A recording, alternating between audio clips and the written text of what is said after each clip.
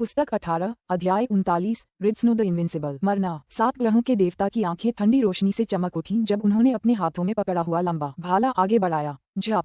लंबा भाला बिजली की तरह चमका और उसके चारों ओर स्थानिक विकृतियों का एक लगभग लहर जैसा पैटर्न घूम गया। भाले की नोक रोशनी से चमक रही थी। इस भाले की शक्ति कितनी अद्भुत थी, इस पर किसी को संदेह नहीं होगा।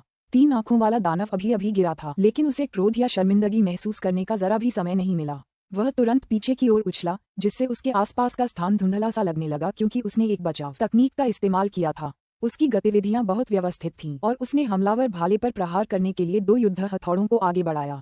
तीसरे भाई रेड स्नो कोई खास नहीं है, वो 7 हैं, लेकिन हम सिर्फ 3 हैं। ये बात समझ में आती है कि उनका 7 ग्रहों वाला देवता हमारे 3 आंखों वाले दानव से थोड़ा ज्यादा शक्तिशाली है। ठीक है, हम अपने दिव्य शरीर की शक्ति के मामले में थोड़े कमजोर हैं, लेकिन असली लड़ाई में हम उन्हें मार सकते हैं। सुनहरे पंखों वाले बाज और टूटे सींग वाले अजगर ने एक दूसरे को मानसिक संदेश भेजे। चिंता मत करो, कोई भी स्वर्ग का देवता मुझे हरा नहीं सकता। 9 सिर वाले शेर के हृदय में क्रोध की ज्वाला धधक रही थी। वह बहुत ही स्वाभिमानी व्यक्ति थे। हालांकि वह तीनों भाइयों में तीसरे स्थान पर था और हालांकि वह आमतौर पर बहुत शांत स्वभाव का था, फिर भी उसकी महत्वाकांक्षाएं बाकी दोनों की महत्वाकांक्षाओं से कहीं ज्यादा थीं। युवावस्था में उसके कार्य, आदिलोक में उसकी यात्रा और यहाँ तक कि खुद को आकाश को निगलने वाला महान ऋषि कहलाने का उसका निर्णय, ये सब उसकी प्रचंड महत्वाकांक्षा के कारण थे। उसकी सबसे बड़ी इच्छा और अधिक शक्तिशाली बनने की थी, और वह वास्तव में अतुलनीय रूप से शक्तिशाली बन गया था। तुम मुझसे पहले पैदा हुए थे।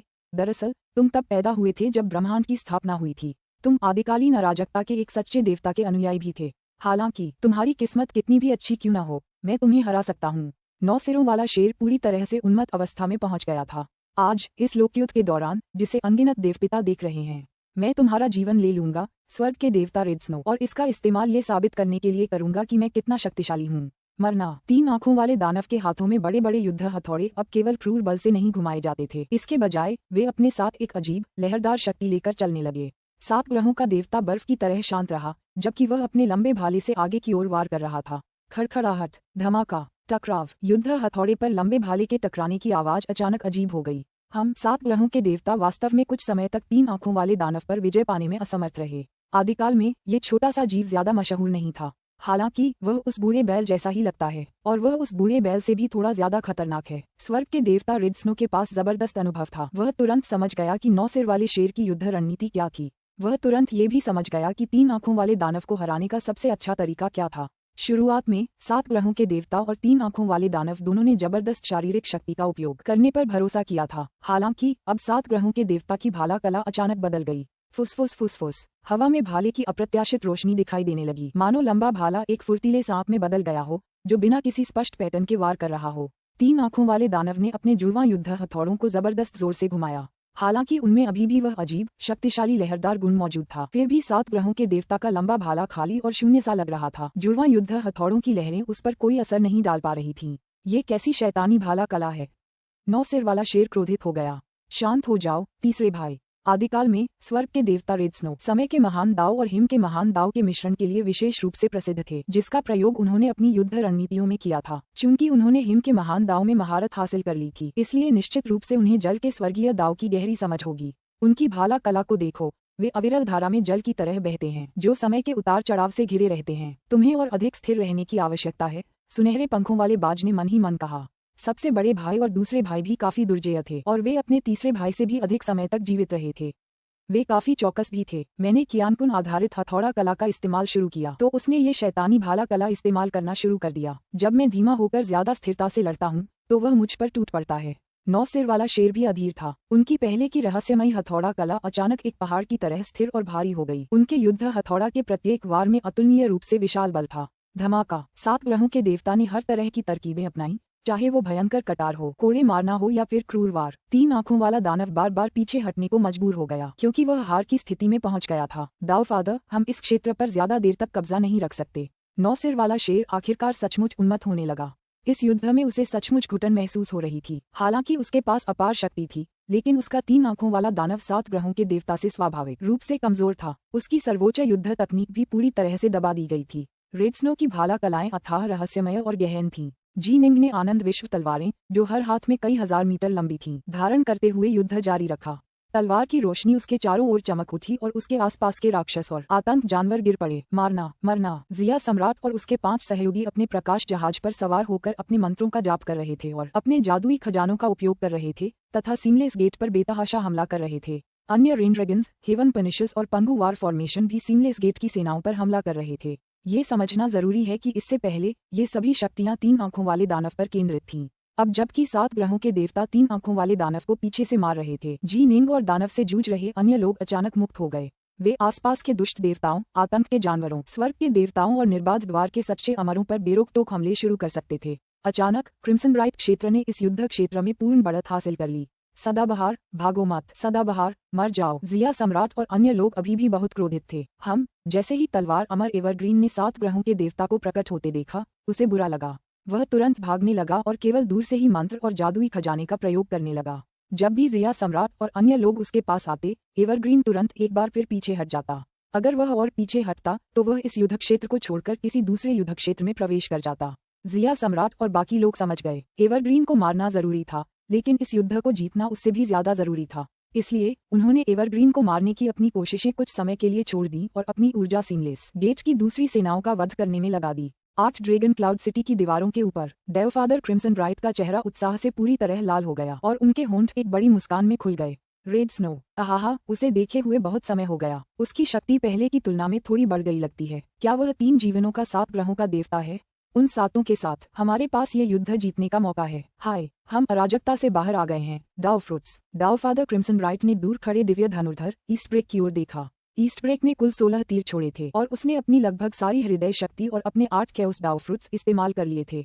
हालांकि उसने लगभग 30 से ज्यादा सफेद चेहरे वाले फ्लड ड्रैगन, बिफेन क्रेन और अन्य टेरर बीस्ट्स को ही नष्ट किया था, फिर भी उसने पूरे युद्ध क्षेत्र में से अपने लक्ष्य बड़ी चतुराई से चुने थे। नतीजतन सीमलेस गेट ने वास्तव में कुल मिलाकर लगभग 100 टेरर बीस्ट्स खो दिए। हालांकि उनके पास अभी भी बहुत ज्यादा एम्पायरियन गॉड गोलेम थे। ईस्टब्रेक के पास तीर खत्म हो गए हैं। जवाबी हमला, आक्रमण करना। सीमलेस गेट की सेना, जो पहले से ही कमजोर थी, का मनोबल अचानक बढ़ गया जब उन्होंने एक जबरदस्त जवाबी हमला शुरू किया। जब उन्होंने अपना चौतरफा हमला शुरू किया तो उन्होंने कई एम्पायरियन गॉड गोलेम पैदा कर दिए। हालांकि ईस्टब्रेक के कारण उन्हें अपनी सेना का एक हिस्सा गंवाना पड़ा था, फिर भी उनकी बची हुई युद्ध शक्ति क्रिम्सन ब्राइट दायरे की युद्ध शक्ति से कम नहीं थी।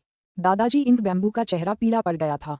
एक बेहतरीन स्थिति अचानक इस तरह खत्म हो गई थी। उसकी पिछली भविष्यवाणियों के आधार पर जैसे ही ईस्टब्रेक के तीर समाप्त हो जाएंगे, अन्य युद्ध क्षेत्र गतिरोध की स्थिति में लौट जाएंगे, जबकि 3 आंखों वाला दानव जी निंग और जिया सम्राट पर उनके क्षेत्र में पूरी तरह से हावी हो जाएगा। फिर 3 आंखों वाला दानव सीमलेस गेट की सेनाओं का नेतृत्व करते हुए अन्य युद्ध क्षेत्रों को सुदृढ़ करेगा। क्रिम्सन ब्राइट क्षेत्र की सेनाओं को तोड़कर उन्हें तब तक कुचलता रहेगा जब तक कि उनकी पूरी युद्ध रेखा ध्वस्त न हो जाए। जब ऐसा हुआ तो वे ये युद्ध जीत गए होंगे। भले ही डाउफादर क्रिम्सन ब्राइट ने तुरंत अपनी सेनाओं को पीछे हटने का आदेश दिया हो, तब भी सीमलेस गेट ने क्रिम्सन ब्राइट क्षेत्र को विनाशकारी झटका दिया होगा। लेकिन रेड स्नो किरदार वाकई इतना ताकतवर है। डाउफादर इंक बैम्बू के चेहरे पर एक भद्दा भाव था। दांत पीसते हुए उसने मन ही मन कहा, तुम 18 लोगों को अभी माउंट ड्रैगनीटर के 3 डायर मॉन्स्टर देवताओं को मजबूत करने जाना है। हाँ, 18 एम्पायरियन देवता और सीमलेस गेट के सच्चे अमर, जो पूरे युद्ध क्षेत्र में बिखरे हुए थे, ने आदेश सुना और तुरंत स्वीकार कर लिया। डाउफादर इंक बैम्बू ने अपने 18 एम्पायरियन देवताओं और सच्चे अमरों को आगे बढ़ते हुए देखा। इसके परिणामस्वरूप कई अन्य युद्ध क्षेत्रों में स्थिति सीमलेस गेट के लिए खतरनाक हो गई, लेकिन डाउफादर इंक बैम्बू ने बहुत सावधानी से चुनाव किया था। परिणामस्वरूप युद्ध हारना नहीं था। आखिरकार सीमलेस गेट में अभी भी कई एम्पायरियन देवता गोलेम थे और उन्हें मारना बहुत मुश्किल था। 18 एम्पायरियन देवताओं और सच्चे अमरों की संयुक्त शक्ति, साथ ही 3 आंखों वाले दानव। मैं यह मानने से इनकार करता हूँ कि वे 7 ग्रहों के भगवान को दबाने के लिए पर्याप्त नहीं हैं। तुम्हें हराने के बाद 3 आंखों वाला दानव 18 लोगों का नेतृत्व करेगा और अन्य युद्ध क्षेत्रों को तबाह कर देगा। डाउफादर इंक बैम्बू की आंखें बर्फ से भर गईं। युद्ध क्षेत्र जहां निंग स्थित था, वरिष्ठ रेड स्नो, सावधान रहना। निंग ने तुरंत दूर से अपनी ओर आती हुई प्रकाश की किरणों को देखा। कुल 18 प्रकाश की धारियां थीं, जिनमें से प्रत्येक किसी न किसी दिव्य देवता या किसी सच्चे अमर देवता का प्रतिनिधित्व करती थीं। वह खुद को चौंकने से नहीं रोक सका और उसने रेड स्नो को मन ही मन एक संदेश भेजा। 18 स्वर्गिक देवता और सच्चे अमर। उन्होंने वास्तव में 18 भेजे, क्रिम्सन ब्राइट दायरे की तरफ। जिया सम्राट जी निंग और बाकी लोग तुरंत चौंक गए और फिर उनकी आंखें रक्त पिपासा से लाल हो गईं। मार मार मार। हम जितना ज्यादा मारेंगे, दूसरों से निपटना उतना ही आसान होगा। मेरे लिए मरो। निंग की दाहिनी मुट्ठी में एक तेज सुई उभरी। उसने एक एम्पायरियन गॉड गोलेम के सिर पर 3 जोरदार, क्रूर प्रहार किए। धमाक धमाक धमाक। 3 बिजली की गति से हुए मुक्कों ने एम्पायरियन गॉड गोलेम को पूरी तरह से ढेर कर दिया। यहाँ आओ। जिया सम्राट और अन्य लोगों ने कई मंत्र डाले। एक एम्पायरियन गॉड गोलेम को पूरी तरह से बांध दिया और फिर उसे एक खजाने के भीतर बंद कर दिया। निंग और अन्य लोग सीमलेस गेट की युद्ध शक्ति को कम करने की कोशिश कर रहे थे ताकि वे जाकर 7 ग्रहों के देवता की सहायता कर सकें। रेड स्नो पर हमला करो, उस 7 ग्रहों के देवता का विनाश करो, एकत्रित होकर एक स्वरूप धारण करो। 18 एम्पायरियन देवता और सच्चे अमर हवा में उड़ते हुए अपने हमले शुरू कर दिए। वे 18 जल्दी ही 3 समूहों में बंट गए। 9 सच्चे अमर मिलकर एक समूह बना जिसे 9 अनमोल देव मीनार समूह कहा गया। 3 एम्पायरियन देवता मिलकर एक दूसरा दंडधारी त्रिनेत्र दानव बना। शेष 6 एम्पायरियन देवता और सच्चे अमर 7 ग्रहों के देवता को धीमा करने और बांधने के लिए मंत्रों और जादुई खजानों का उपयोग करने पर केंद्रित थे। ठीक समय पर असली त्रिनेत्र देवता, जो इतनी बुरी तरह से मारा गया था कि भागने के बारे में सोच रहा था, ने आखिरकार राहत की सांस ली। फिर जोश से भरकर वह पलटवार करने के लिए मुड़ा। मार डालो। लाठीधारी 3 आंखों वाला देवता भी आगे बढ़ा। नीचे उतरो। 9 सच्चे अमरों की आंखें पागलपन से भर गईं। उन्होंने दूर की ओर इशारा किया और तुरंत ही एक स्वर्णिम प्रकाश से जगमगाता हुआ शिवालय स्वर्ग से नीचे उतरने लगा और 7 ग्रहों के देवता को अपनी गहराई में समा लेने के लिए आगे बढ़ा। जाना, बांध। शेष बचे 6 स्वर्गिक देवताओं और सच्चे अमरों ने भी मंत्र पढ़ना शुरू कर दिया। निंग और बाकी लोग मदद के लिए आगे बढ़ना चाहते थे, लेकिन रेड स्नो की आवाज अचानक गूंजी, जिसने पूरे युद्ध क्षेत्र को हिलाकर रख दिया। मेरी चिंता मत करो, सीमलेस गेट के बाकी सदस्यों का सफाया कर दो। उसका लंबा भाला बिजली की तरह चमक उठा। तोड़। स्पेस टाइम स्वयं कांप उठा। धमाका। 7 ग्रहों के देवता की ओर उतरता हुआ प्रकाश का स्वर्णिम शिवालय दरअसल एक ही भाले के प्रहार से भेद गया। उसने बंधनकारी मंत्रों की परवाह न करते हुए अपने लंबे भाले को अजगर जैसे प्रहारों में फेंका, जिससे अंतरिक्ष समय भी मुड़ गया।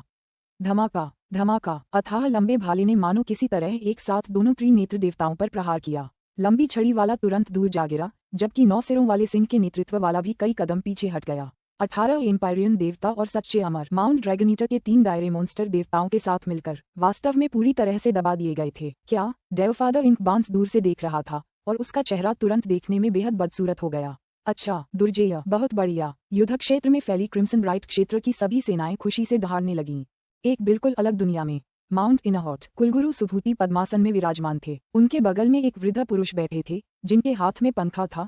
सुभूति के दूसरे शिष्य क्रेजी जी, वे दोनों इस राज्य युद्ध को देख रहे थे। Space time. क्रेजी जी ने आश्चर्य से पुकारा। सुभूति की आंखें चमक उठीं और उसने मुस्कुराते हुए कहा, इस लाल बालों वाले बच्चे ने अंतरिक्ष के महान दाव और समय के महान दाव को एक में मिला दिया है। उसने अंतरिक्ष समय की शक्ति को सचमुच समझना शुरू कर दिया है। बधाई हो गुरुजी, ऐसी प्रतिभा वाला एक और व्यक्ति मिलने के लिए, क्रेजी जी ने तुरंत कहा। पुस्तक 18, अध्याय 40, ऑल्फी एंड वर्ल्ड। बातों को बढ़ा चढ़ाकर मत कहो। इस लाल बालों वाले बच्चे ने अभी अभी स्पेस टाइम को छुआ है। माना जा सकता है कि उसने अभी अभी इसके बारे में बुनियादी समझ हासिल की है। सुभूति ने आह भरी। फिर भी मुझे आखिरकार अपने विकसित किए गए सर्वोच्च कौशल का एक उपयुक्त उत्तराधिकारी मिल ही गया, ठीक उसी समय जब महासंकट आ पहुंचा है। लगता है स्वर्ग ने मुझ पर दया कर दी है। पागल जी ने भी सिर हिलाया। सुभूति के सभी शिष्यों का मानना था कि उनके दूसरे भाई क्रेजी जी अपने गुरु की कुशलताओं के सच्चे उत्तराधिकारी और उत्तराधिकारी बन गए हैं। ये गलत नहीं था।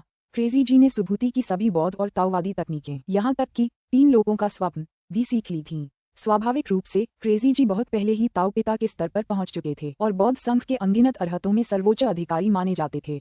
हालांकि क्रेजी जी स्वयं बहुत अच्छी तरह से जानते थे कि उनके गुरु कुलपति सुभूति की सच्ची सर्वोच्च तकनीक एक सर्वोच्च स्पेस टाइम तकनीक थी। सुभूति इतने रहस्यमयी क्यों थे? इसका कारण ये था कि स्पेस टाइम पर उनकी महारत अद्भुत थी। स्पेस टाइम पर उनके अद्भुत नियंत्रण के कारण अन्य दैवीय पिता उनके अर्धचंद्राकार प्रमुख लोक का पता भी नहीं लगा पाए थे। मास्टर को आखिरकार अपनी सर्वोच्च तकनीक का उत्तराधिकारी मिल ही गया। ऐसा लगता है मानो स्वर्ग हमारे पक्ष में है, क्रेजी जी ने कहा। स्वर्ग? सुभूति ने अपना सिर उठाकर आकाश की ओर देखा। निर्बाध द्वार का राजा स्वर्ग के ताव में विलीन हो गया। मेरा अर्धचंद्राकार संसार भी स्वर्ग के ताव द्वारा शासित है। अन्य ताव पिता शायद इसे न खोज पाएं, लेकिन निर्बाध द्वार का राजा स्वर्ग के ताव के साथ विलय से पहले शायद इसे न खोज पाता, लेकिन अब स्वर्ग के ताव पर भरोसा करके वह इसे खोज सकता है। इसका अर्थ है कि इस संसार के जीव भी इस तूफान से बच नहीं पाएंगे। आप बहुत ज्यादा चिंता कर रहे हैं गुरु। वह राजा आखिरकार अब भी स्वर्ग के ताव का ही एक हिस्सा है। वह अपनी मर्जी से काम नहीं कर सकता, क्रेजी जी ने कहा। हाँ, और इसलिए हमारे पास जीतने का मौका है। सुभूति ने सिर हिलाया। तीनों लोगों में केवल एम्पायरियन देवता रेड स्नो ही एकमात्र ऐसे नहीं थे जिन्होंने स्पेस टाइम में बुनियादी कौशल हासिल किया था। 2 अन्य दावफादर्स ने भी ऐसा किया था। वे नुवा एलायंस के सदस्य थे, लेकिन इन दोनों दावफादर्स के अपने अपने रास्ते थे। ऐसा कोई तरीका नहीं था जिससे वे अपना ध्यान केवल स्पेस टाइम के रास्ते पर केंद्रित कर सकें। आखिरकार दाव में प्रशिक्षण के कई रास्ते थे, जिनमें सबसे शक्तिशाली अभी भी आदिम अराजकता का रास्ता था। जिन 2 लोगों ने वह रास्ता पूरा किया था वे थे पंगू और नुवा। ग्रैंड जिया। व्हाइट पोल कमांड्री, रियलमवार का युद्ध क्षेत्र। मरना, 7 ग्रहों के देवता ने अपना लंबा भाला लहराया, जिससे सफेद बर्फ के गिरने से स्पेस टाइम में उतार चढ़ाव और परिवर्तन होने लगे। उसने सीमलेस गेट की सेनाओं पर, जिनमें एम्पायरियन देवताओं, सच्चे अमरों का समूह और 3 डायर मॉन्स्टर देवता शामिल थे, इस हद तक प्रहार किया कि उनके लिए उसके प्रहारों का सामना करना भी मुश्किल हो गया। बहुत शक्तिशाली, स्वर्ग का देवता रेड स्नो बहुत शक्तिशाली है, उसमें कोई कमजोरी नहीं है। उसका समूह युद्ध कौशल और एकल युद्ध कौशल सभी उत्तम और दोष रहित हैं। हम एक दूसरे के साथ कितना भी अच्छा तालमेल बिठा लें, फिर भी हम में कुछ कमियां और खामियां हैं। हम निश्चित रूप से हारेंगे, हम उसे रोक नहीं सकते। 3 डायर मॉन्स्टर देवता, 9 कीमती गॉटावस फॉर्मेशन के अमर और अन्य सभी पूरी तरह से निराशा और शक्तिहीनता महसूस करते थे। उसका युद्ध कौशल बिल्कुल बेदाग है, मानो वह इसी तरह के युद्ध के लिए पैदा हुआ हो। तीनों में सबसे बड़े भाई, सुनहरे पंखों वाले चील ने चौंक कर आह भरी। यह मत भूलो कि उनका जन्म तब हुआ था जब स्वर्ग और पृथ्वी की रचना हुई थी। उन्होंने ब्रह्मांड के सबसे शुरुआती युद्धों का अनुभव किया है। इस तरह के विशाल युद्ध वे अनगिनत युद्धों से गुजरे हैं और उनकी युद्ध शैली इन अनगिनत युद्धों के माध्यम से अनगिनत बार निखरी, परिष्कृत और परिपूर्ण हुई है। अंततः हमें उस युग का अनुभव करने का अवसर ही नहीं मिला। हमने इन विशाल युद्धों का पर्याप्त अनुभव नहीं किया है। हालांकि हमारा तीसरा भाई दाव के संदर्भ में स्वर्ग के देवता रेड स्नो के बराबर है, लेकिन वास्तविक जीवन मरण के युद्ध में, खासकर इस तरह के युद्ध क्षेत्र में, वह अभी भी थोड़ा कमतर है। अब जबकि स्वर्ग के देवता रेड स्नो 7 ग्रहों के देवता की कमान संभाल रहे हैं, तो हमारा तीसरा भाई जिस 3 आंखों वाले दानव की कमान संभाल रहा है, वह स्वाभाविक रूप से कमजोर होगा। तीसरे भाई, चलो पीछे हटते हैं, हम उसे रोक नहीं सकते। ठीक है, चलो पीछे हटते हैं, जो कुछ हमने सीखा है उस पर विचार करते हैं, फिर भविष्य में उससे फिर लड़ेंगे। ठीक है, 9 सिर वाले शेर ने सिर हिलाया। चल दर। 3 आंखों वाले दानव ने एक मानसिक संदेश भेजा जो वहां उपस्थित सभी सहयोगियों के मन में गूंज उठा। वाह! तुरंत ही अनेक स्वर्गिक देवता और सच्चे अमर देवता जो 7 ग्रहों के देवता से युद्ध कर रहे थे, पीछे हटने लगे। हमला करो, उन्हें भागने मत दो, आक्रमण करना। जी निंग, जिया सम्राट और अन्य एम्पायरियन देवता, सच्चे अमर, स्वर्ग दंडक, रेन ड्रैगन और पंगु युद्ध संरचनाओं ने इसे देखते ही तुरंत उन्मत्त पीछा शुरू कर दिया। इनमें सबसे अधिक चमकदार आकृति 7 ग्रहों के देवता की थी। उसका लंबा भाला मौत का एक प्राण हरने वाला हथियार था। 3 आंखों वाले राक्षस भी उसका सामना करने के बजाय भाग गए थे। स्वाभाविक रूप से अब उसे रोकने में सक्षम कोई भी चीज या कोई भी नहीं था। इस युद्ध क्षेत्र में सीमलेस गेट की सेनाएं तेजी से ढहने लगीं।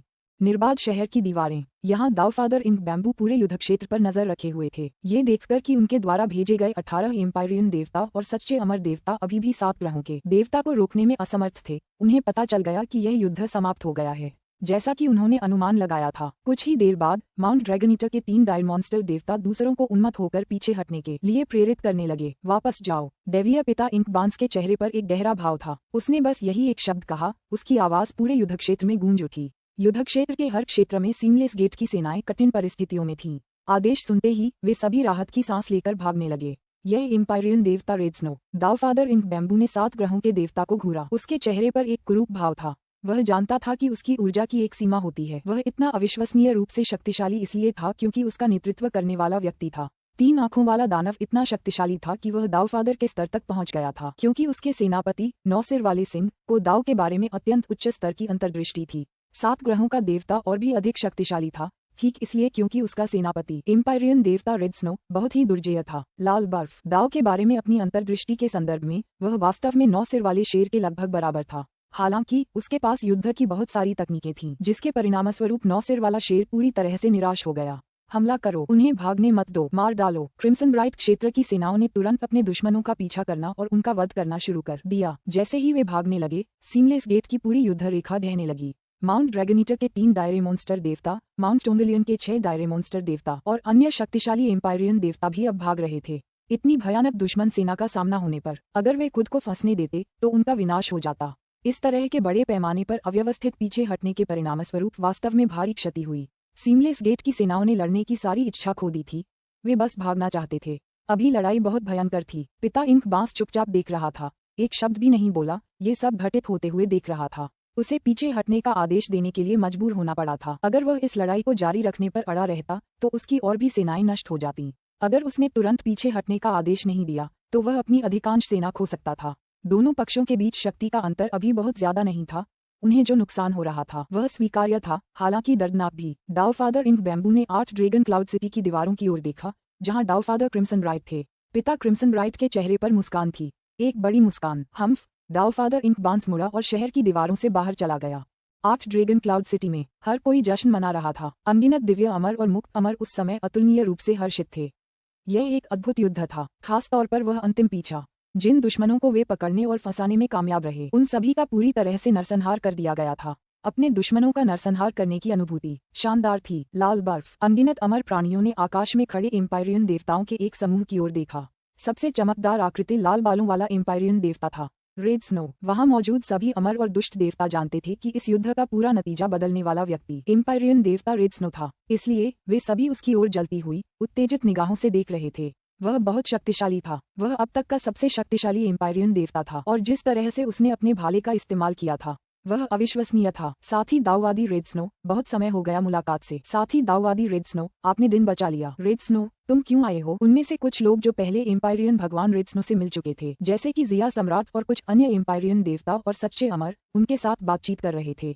प्राइमलाइट, जिया सम्राट, ताओवादी थरीलाइव्स के पालक पुत्र एम्पायरियन गॉड प्राइमलाइट के साथ बातचीत करते हुए विशेष रूप से उत्साहित थे। दरअसल अतीत में उन दोनों के बीच काफी अच्छे संबंध थे। कुछ ही देर बाद पूरे 8 ड्रैगन क्लाउड सिटी में एक विशाल उत्सव भोज शुरू हुआ, जिसमें अनगिनत अमर और दानव देवता एक साथ जश्न मना रहे थे। मुख्य महल में डेवफादर क्रिम्सन ब्राइट ने स्वयं उन एम्पायरियन देवताओं, सच्चे अमर और दिव्य अमर सेनापतियों का सम्मान किया, जिन्होंने युद्ध में अपनी जान जोखिम में डाली थी। भोज के आधे रास्ते में रेड स्नो, डेवफादर क्रिम्सन ब्राइट ने एक मानसिक संदेश भेजा। दावफादर, स्वर्ग के देवता रेड स्नो ने भी मन ही मन उत्तर दिया, आपका अचानक आना ऐसा क्यों है कि मैंने किसी भी दावफादर के बारे में नहीं सुना है जो आपको यहाँ लाने की व्यवस्था कर रहा है?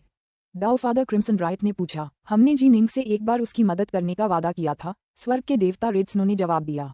इस बार उसकी मदद करने के बाद हमने अपना काम पूरा कर लिया है। पिता क्रिम्सन ब्राइट को आश्चर्य हुआ कि जी निंग ही तो थी जिसने उन्हें यहाँ बुलाया था।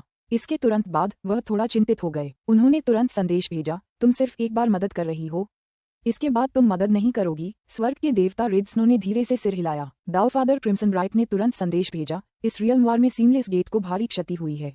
बहुत संभव है कि वे पीछे हट जाएं, जिसका अर्थ है कि रियल्म वॉर समाप्त हो जाएगा। लेकिन अगर वे इस परिणाम को स्वीकार करने और फिर से हमला करने को तैयार नहीं हैं, तो आप सातों के बिना 3 आंखों वाले दानव के खिलाफ खड़े हुए बिना हम जीत नहीं पाएंगे। वह अच्छी तरह जानते थे कि 7 ग्रहों के देवता कितने महत्वपूर्ण हैं और युद्ध के मैदान पर उनका कितना प्रभाव है। पिछली बार तुमने जी निंग की मदद की थी, इस बार मेरी मदद करो, दावफादर क्रिम्सन ब्राइट ने मन ही मन कहा। मैं इस बात पर जोर नहीं दे रहा कि तुम मेरे साथ युद्ध में शामिल हो जाओ, लेकिन अगर सीमलेस गेट हार मानने से इनकार कर दे और हम पर फिर से हमला करे, तो मैं चाहूंगा कि तुम हमारे क्रिम्सन ब्राइट क्षेत्र की मदद करो। एम्पायरियन देवता रेड स्नो क्षण भर के लिए हिचकिचाए, फिर पास में मौजूद प्राइमलाइट, डेविसनेक, स्नो स्कॉर्पियन और अन्य के साथ मानसिक रूप से विचार विमर्श करने लगे। एक पिता उनसे मदद करने के लिए कह रहा था। इसके अलावा दावफादर क्रिम्सन ब्राइट के दाववादी थरीलाइव्स के साथ बहुत अच्छे संबंध थे। जी निंग भी इस युद्ध में भाग ले रही थी। जल्द ही दोनों के बीच समझौता हो गया। चूंकि आपने अनुरोध किया है दावफादर, हम सातों लोग आपके कहे अनुसार करेंगे।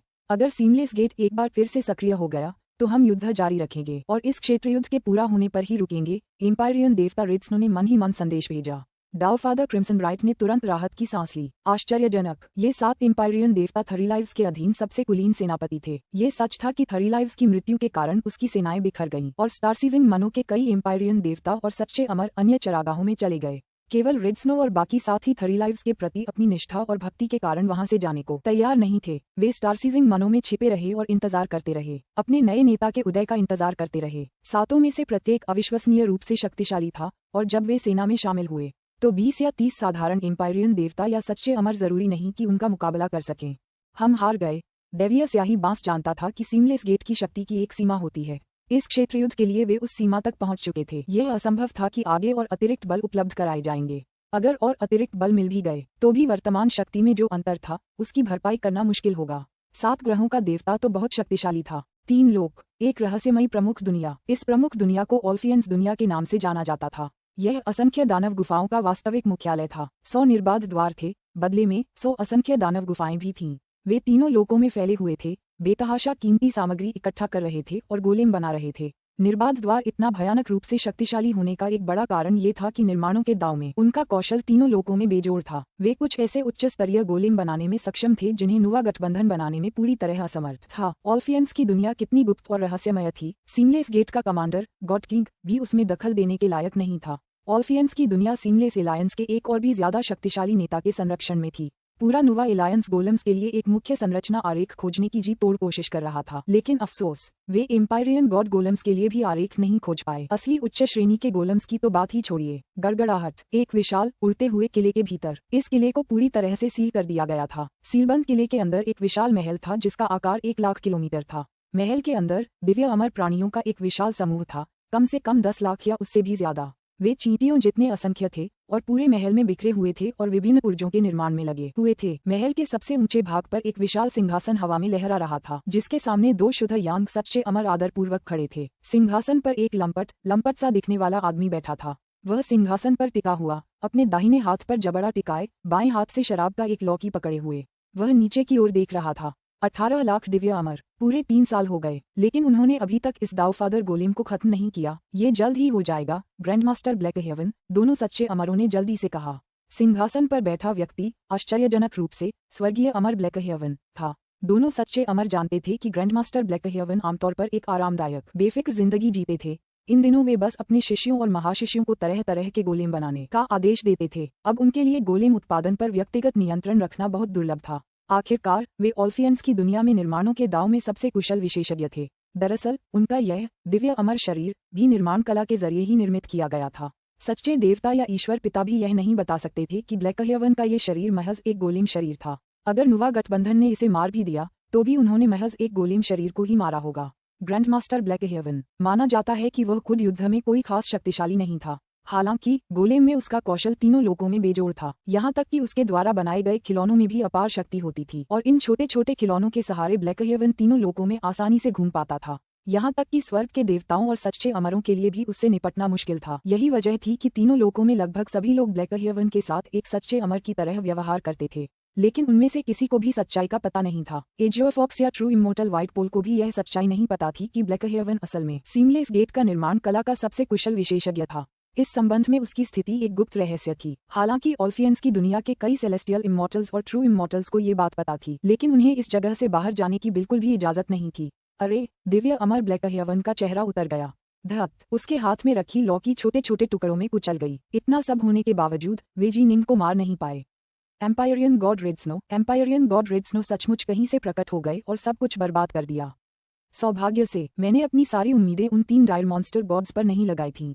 अंत में यह मेरे गोलम्स पर ही निर्भर करेगा। ब्लैकहेवन के चेहरे पर एक भद्दा भाव था क्योंकि उसने ठंडे स्वर में आदेश जारी किया, मेरे नाम से एक आदेश जारी करो। दावफादर गोलेम 1 महीने के भीतर पूरा होना चाहिए। 1800 सेलेस्टियल इमॉर्टल्स केवल इन हिस्सों पर ध्यान केंद्रित कर रहे हैं, जबकि मैं दावफादर गोलेम के पूरे निर्माण का प्रबंधन कर रहा हूँ। लेकिन यह अभी भी पूरा नहीं हुआ है। अगर यह 1 महीने के भीतर पूरा नहीं हुआ तो सभी सेलेस्टियल इमॉर्टल्स को 7 ज्वालाओं से दंडित किया जाएगा, और तुम दोनों को भी। 7 ज्वालाओं से दंडित शब्द सुनकर दोनों सच्चे अमर भयभीत हो गए।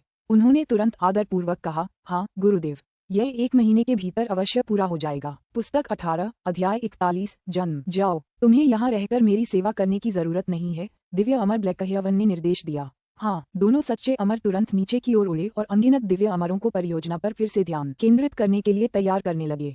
दोनों ने कुछ पुर्जों के निर्माण में भी पूरी ताकत लगा दी। ब्लैकहेवन बस नीचे की ओर उनकी ओर देखता रहा। ब्लैकहेवन। अचानक ब्लैकहेवन के कानों में एक मधुर आवाज गूंजी। ब्लैकहेवन चौंक गया। उसने तुरंत आदरपूर्वक कहा, गुरुजी, आपकी शक्तियां सर्वव्यापी हैं। इस प्रकार के दावफादर गोलेम बहुत कमजोर हैं। ये बमुश्किल दावफादर स्तर के हैं। जब अंत्युत आएगा तो तीनों लोकों के सर्वोच्च सच्चे देवता और दावफादर जैसे दाववादी मार्ग और बौद्ध मार्ग के नेता इन गोलेमों को एक ही वार में नष्ट कर देंगे। मधुर स्वर ने शांति से कहा, तुम्हें अपना ध्यान विभाजित नहीं करना चाहिए। सर्वशक्तिमान दूत के निर्माण पर ध्यान केंद्रित करो। गुरुजी, ये तो बस मेरे अवतारों में से एक है, ब्लैकहेवन ने आदरपूर्वक कहा। और जैसा आपने कहा गुरुजी, इस तरह का दावफादर गोलेम बमुश्किल दावफादर के स्तर का है। मेरे लिए इस पर काम करना काफी आसान है। ये बस 2-3 साल का है। इसका चीजों पर ज्यादा असर नहीं पड़ेगा। इतने सालों में मैं तीनों लोकों में बेफिक्र और आराम से घूमता रहा हूँ। वो छोटी सी बच्ची वायलेट ग्रास, मैं उस पर सचमुच बहुत प्यार करता था। अब वो मर चुकी है। मैं उसका बदला लिए बिना इसे छोड़ नहीं सकता। मम्मा, मैंने कभी सोचा भी नहीं था कि तुम्हें किसी से इतना लगाव होगा। उस मधुर आवाज में एक तरह का मनोरंजन छिपा था। अगर ऐसा है तो जाओ और जो करना है करो, लेकिन तुम्हें पता होना चाहिए कि क्या मायने रखता है और क्या नहीं।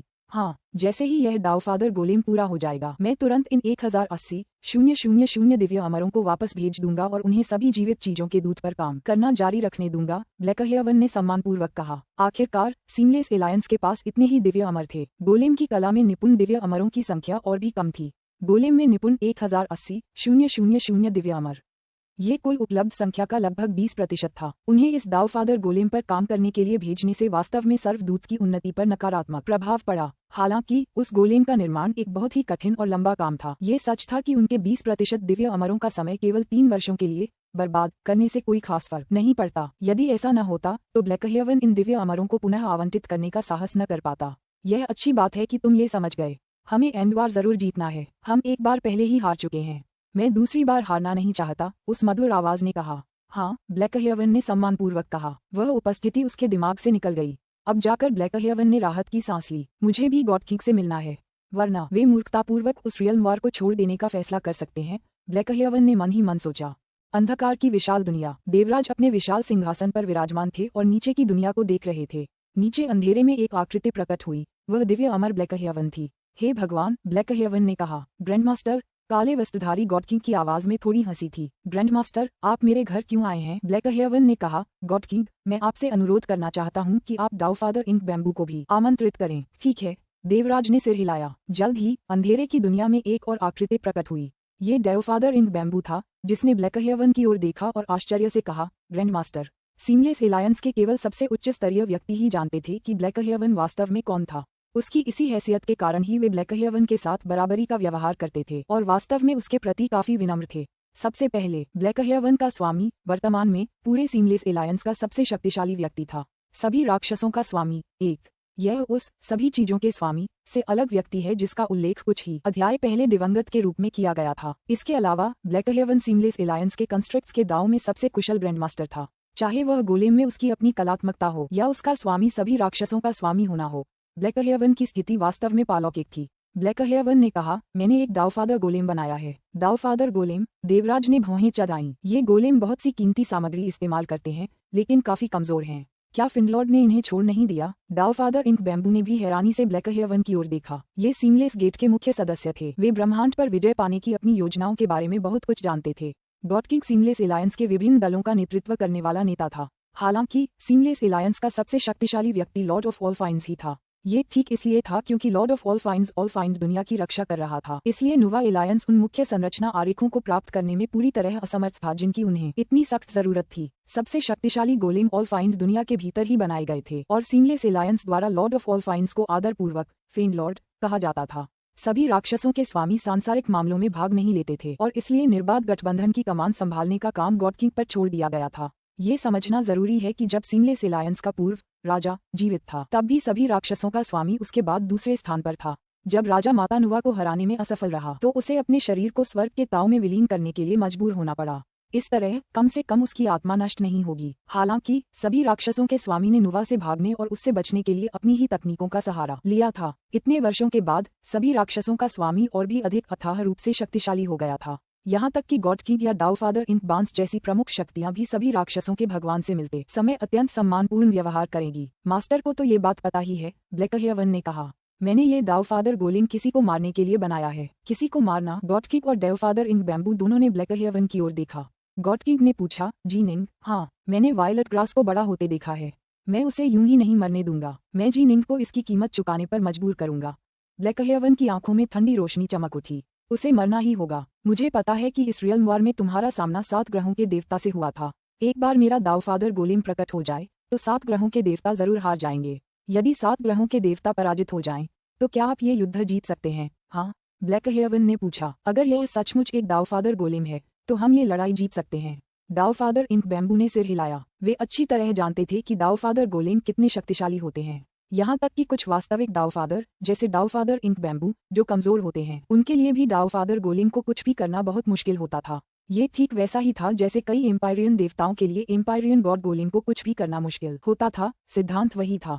डाउफादर गोलेम के शरीर प्रोटोकॉस्मिक आत्मा खजाने के समान थे। उन्हें नुकसान पहुंचाना बहुत मुश्किल था। उनके पास अपार अलौकिक शक्ति भी थी। बेशक तीनों लोगों के सर्वोच्च सच्चे देवता और दैवीय पिता इन गोलेमों को आसानी से नष्ट कर सकते थे, लेकिन 7 ग्रहों के देवता की रचना केवल 7 एम्पायरियन देवताओं के समूह द्वारा की गई थी। उसकी आक्रमण शक्ति बमुश्किल ही डाउफादर के स्तर की थी। उसके हमले डाउफादर गोलेम के शरीर को खरोंच तक नहीं सकते थे। हालांकि डाउफादर गोलेम बिना किसी दंड के हमले कर सकता था। पूरे क्रिम्सन राइट क्षेत्र में ऐसा कुछ भी नहीं था और न ही कोई था जो उसका मुकाबला कर सके। एकमात्र विकल्प यही था कि कई सेनाएं मिलकर उसके विरुद्ध सेनाएं बनाएं। ये ब्लैकहेवन पात्र वाकई बहुत पागल है। एक डाउफादर गोलेम बनाने के लिए जितनी कीमती सामग्री की जरूरत होती है वह 1000 से भी ज्यादा शुद्ध यांक खजाने बनाने के लिए काफी है। हम अभी सभी चीजों के दूत बनाने की प्रक्रिया में हैं, लेकिन उसने एक डाउफादर गोलेम बनाने के लिए इतने सारे अमर और कीमती सामग्री अलग कर दी है।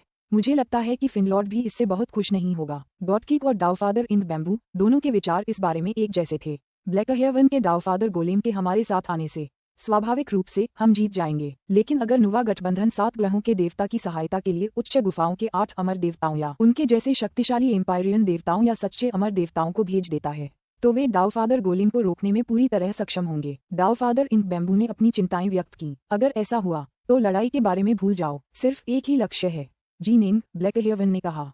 अगर यह सिर्फ जीनिंग को मारने के लिए है, ठीक है, मान गया। गॉडकिक और डाउफादर इंक बांस दोनों सहमत हुए। वे दोनों अच्छी तरह जानते थे कि क्रिम्सन राइट क्षेत्र ने इस क्षेत्र युद्ध के लिए अपनी सेना का एक बड़ा हिस्सा पहले ही बुला लिया था। नुवा गठबंधन को युद्ध के कई अलग अलग क्षेत्रों की भी चिंता थी। ये संभव नहीं था कि वे अपनी कुछ अत्यंत शक्तिशाली सेनाओं को क्रिम्सन राइट क्षेत्र में भाग लेने के लिए भेजेंगे। अगर वे ऐसा करते तो उनके अन्य क्षेत्र खतरे में पड़ जाते।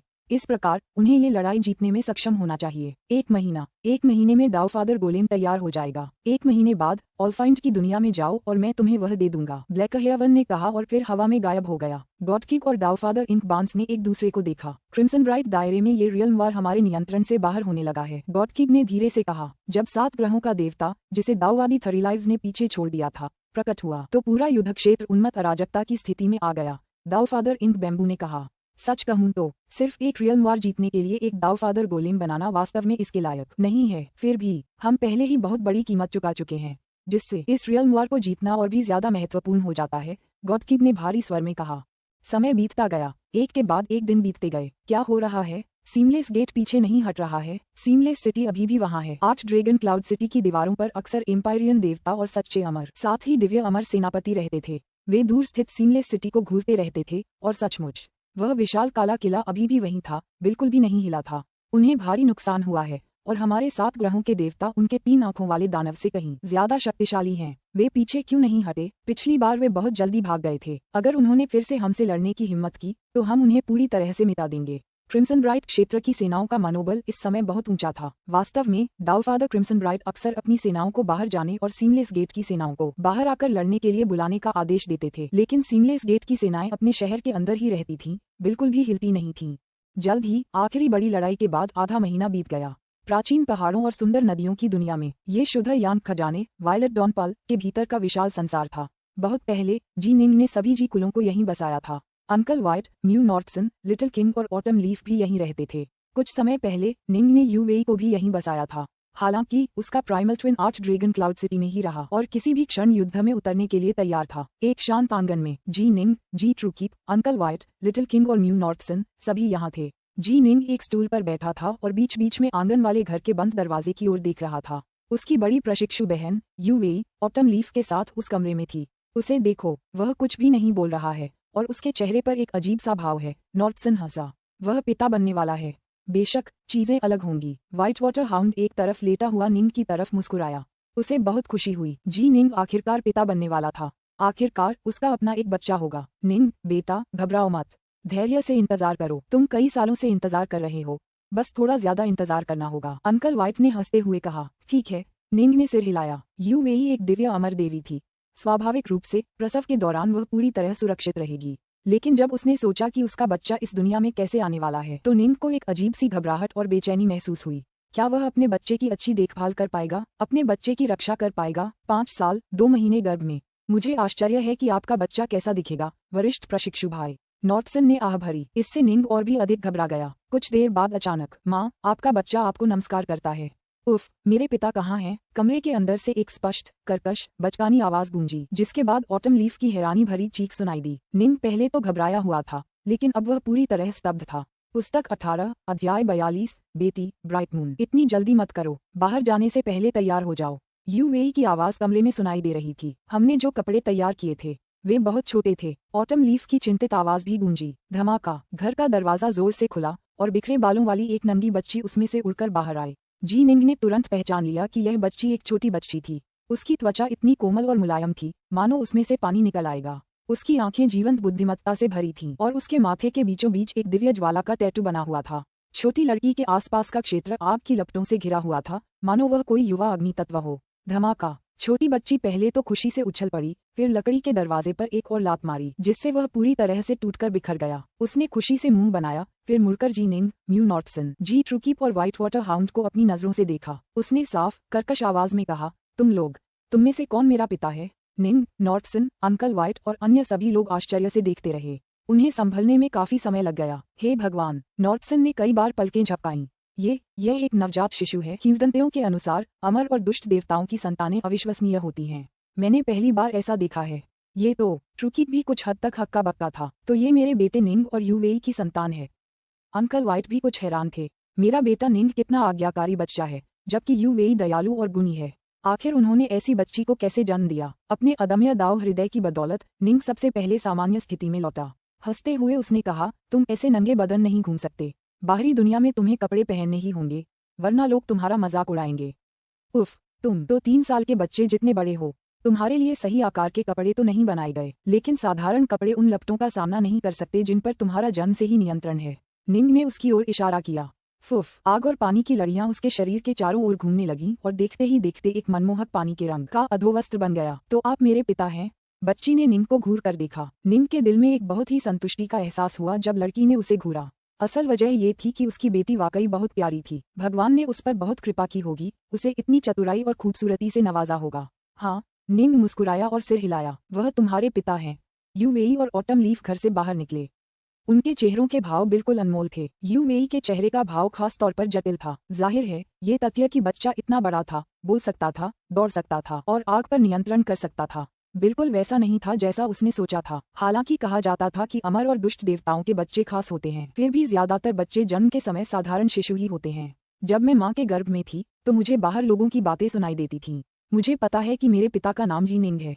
क्या तुम्हारा नाम भी जी निंग है? बच्ची निंग को घूरते हुए अपनी उंगलियां कुतरने लगी। ठीक है, मैं जी निंग हूँ।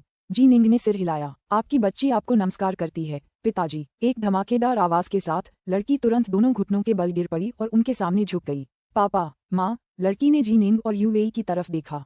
काफी उत्साहित होकर उसने पूछा, क्या आपने मेरे लिए कोई नाम चुन लिया है? निंग और यूवेई ने एक दूसरे को देखा।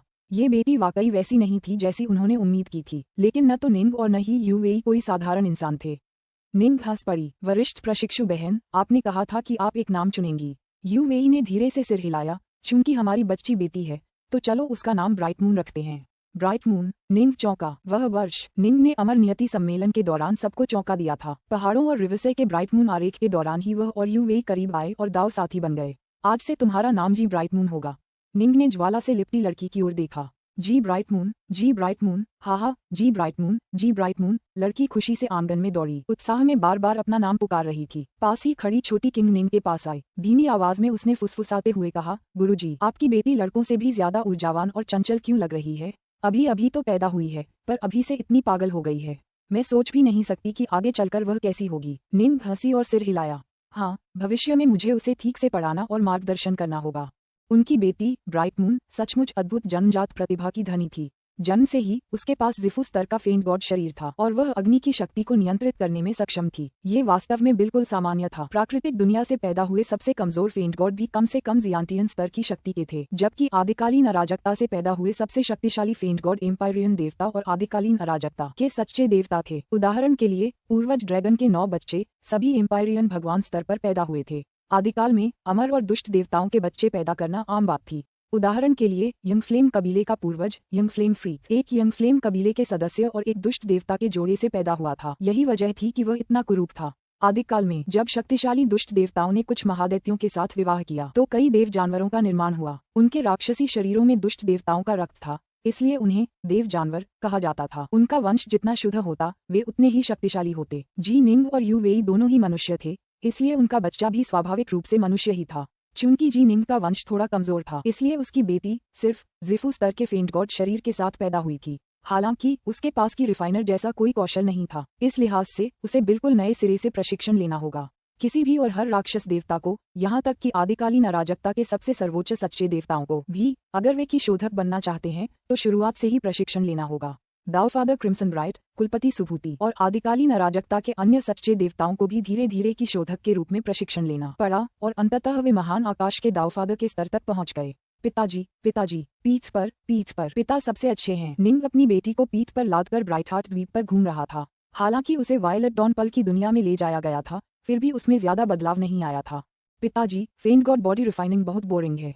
चलो इसकी बजाय की ट्रेनिंग लेते हैं। ब्राइट मून, क्या तुम अपनी माँ की फसल का स्वाद लेना चाहोगे? बुरे पिता, आप बहुत बुरे हैं। अपनी प्यारी बेटी के सामने निंग चाहे कितनी भी कोशिश कर ले, सख्त पिता होने का दिखावा नहीं कर पाता था। हालांकि यूवे इतनी कठोर थी कि अपने साथ राइडिंग क्रॉप लेकर घूमती थी। जब भी उसकी बेटी अवज्ञा करती तो वह उसे सबक सिखाने के लिए क्रॉप का इस्तेमाल करती और उसे पीटती। इस वजह से ब्राइट मून उसके आसपास काफी घबरा जाती थी। निंग के सामने वह चंचल और नासमझ होती, लेकिन यूवेई के सामने वह सम्मानजनक और बेहद आज्ञाकारी होती। सच कहूँ तो तुम्हें उसके साथ इतनी सख्ती बरतने की जरूरत नहीं है। निंग ने पहले भी यूवेई से अकेले में इस बारे में बात की थी। हमारी बेटी अभी छोटी है, आप देख सकते हैं कि वह कितनी प्रतिभाशाली है। वह अभी सफेद चर्मपत्र के एक स्क्रॉल की तरह है जो भरने का इंतजार कर रही है। हमें उसे धैर्यपूर्वक पढ़ाना होगा। कोई जल्दी नहीं है, हम इस समय एक बड़ी मुसीबत के बीच में हैं। हम यूं ही सुस्त नहीं रह सकते। यूवेई ने सिर हिलाया। अपने पिता द्वारा सिखाए गए अग्निमेघ तलवार के 16 आसन का प्रदर्शन करो। यूवेई अपने हाथों में एक विलो की शाखा लिए हुए थी। हालांकि यह एक साधारण विलो की शाखा थी, लेकिन इसकी रक्षा दिव्य अमर ऊर्जा की एक परत कर रही थी। जब यूवेई क्रोधित होती तो वह ब्राइट मून को पकड़ लेती और फिर उससे ब्राइट मून के छोटे से नितंब पर तब तक प्रहार करती जब तक कि ब्राइट मून चीखना शुरू नहीं कर देता। एक दिव्य अमर के रूप में उसके लिए अपनी शक्ति को नियंत्रित करना आसान था, जिससे पिटाई से उसे चोट तो लगी, लेकिन उसे कोई वास्तविक क्षति नहीं हुई। हाँ, ब्राइट मून की आंखें हल्की लाल थीं। उसने अपने छोटे छोटे होंठ भींच लिए, मानो रोने ही वाली हो। यूवेई ने भौहें चढ़ाईं। भयभीत होकर ब्राइट मून ने तुरंत एक तलवार उठाई और तलवारबाजी का अभ्यास शुरू कर दिया। यह एक तलवारबाजी तकनीक थी जिसे निंग ने बनाया था। यह उन लोगों के लिए बिल्कुल उपयुक्त थी जिन्हें एक मजबूत नींव बनाने की जरूरत थी। 16 मुद्राएं 2 भागों में विभाजित थीं। पहला भाग कठोर और दूसरा भाग नर्म। हालांकि दोनों ही भाग नरक के दाव को पूरी तरह से समाहित करते थे। निंग एक तरफ खड़ा खुशी से मुस्कुराता हुआ उसे देख रहा था। ब्राइट मून ने निंग को उदास नजरों से देखा और मन ही मन बुदबुदाया, बुरे पापा, तुम दोनों मुझे परेशान कर रहे हो। उसकी क्षमता वाकई असाधारण है। उसने सिर्फ 3 दिन का प्रशिक्षण लिया है, लेकिन वह पहले ही की रिफाइनर के रूप में जियांटियन स्तर तक पहुंच चुकी है। निंग ने भावुक होकर आह भरी। और मैंने उसे जितनी भी तलवारबाजी सिखाई है, उससे ऐसा लगता है कि अग्नि में उसकी प्रतिभा खास तौर पर उच्च है। धातु, लकड़ी, पानी या मिट्टी से कहीं ज्यादा। बड़ी प्रशिक्षु बहन को इंद्रधनुषी परी कहा जाता था, लेकिन वह पानी में भी काफी प्रतिभाशाली थी। मैं खुद 5 तत्वों में प्रतिभाशाली हूँ। फिर मेरी यह बेटी इतनी अलग क्यों है? 5 तत्वों में से अन्य 4 तत्वों में उसकी प्रतिभा एक साधक के लिए साधारण मानी जा सकती थी। हालांकि अग्नि में उसकी प्रतिभा अत्यंत विकराल स्तर की थी। फिर भी जी निंग और यूवेई ने इस बारे में ज्यादा नहीं सोचा। दोनों ही बहुत प्रतिभाशाली थीं। यूवेई एक दिव्य अमर बन चुकी थी। वह कैसे न हो सकती थी? जहां तक जी निंग की बात है, उसकी आदिम जुड़वां एक शुद्ध यांग सच्ची अमर बन चुकी थी। इसलिए उसकी बेटी का अग्नि तत्व में इतना अद्भुत प्रतिभाशाली होना कोई आश्चर्य की बात नहीं थी। गड़गड़ाहट। जैसे ही काले बादल धरती पर छा गए, गरजने की आवाजें लगातार गूंजने लगीं। 8 ड्रैगन्स क्लाउड सिटी और सीमलेस सिटी, ये 2 विशाल शहर अपनी मूल स्थिति में बने रहे। आसमान में ऊंचे उठ रहे थे। स्याही बांस, शून्य के पार से अचानक एक विचार सूत्र बाहर आया। क्रिम्सन ब्राइट, एक और विचार सूत्र ने उत्तर दिया, तुम्हारा सीमलेस गेट वाकई बहुत भव्य है। तुमने इस रियल वार के लिए एक दाऊफादर गोलेम बनाया है। क्या यह इसके लायक है? अगर तुम जीत भी जाओ और अगर तुम पूरे क्रिम्सन ब्राइट रियल्म पर कब्जा भी कर लो, तो भी हम जवाबी हमला करके उसे वापस ले लेंगे। दाऊफादर क्रिम्सन ब्राइट के मन में पूरी तरह से क्रोध भरा हुआ था। ओह, आपकी नुवा एलायंस की खुफिया रिपोर्टें बिल्कुल सही समय पर आती हैं। दाऊफादर इंक बैम्बू ने जवाब दिया।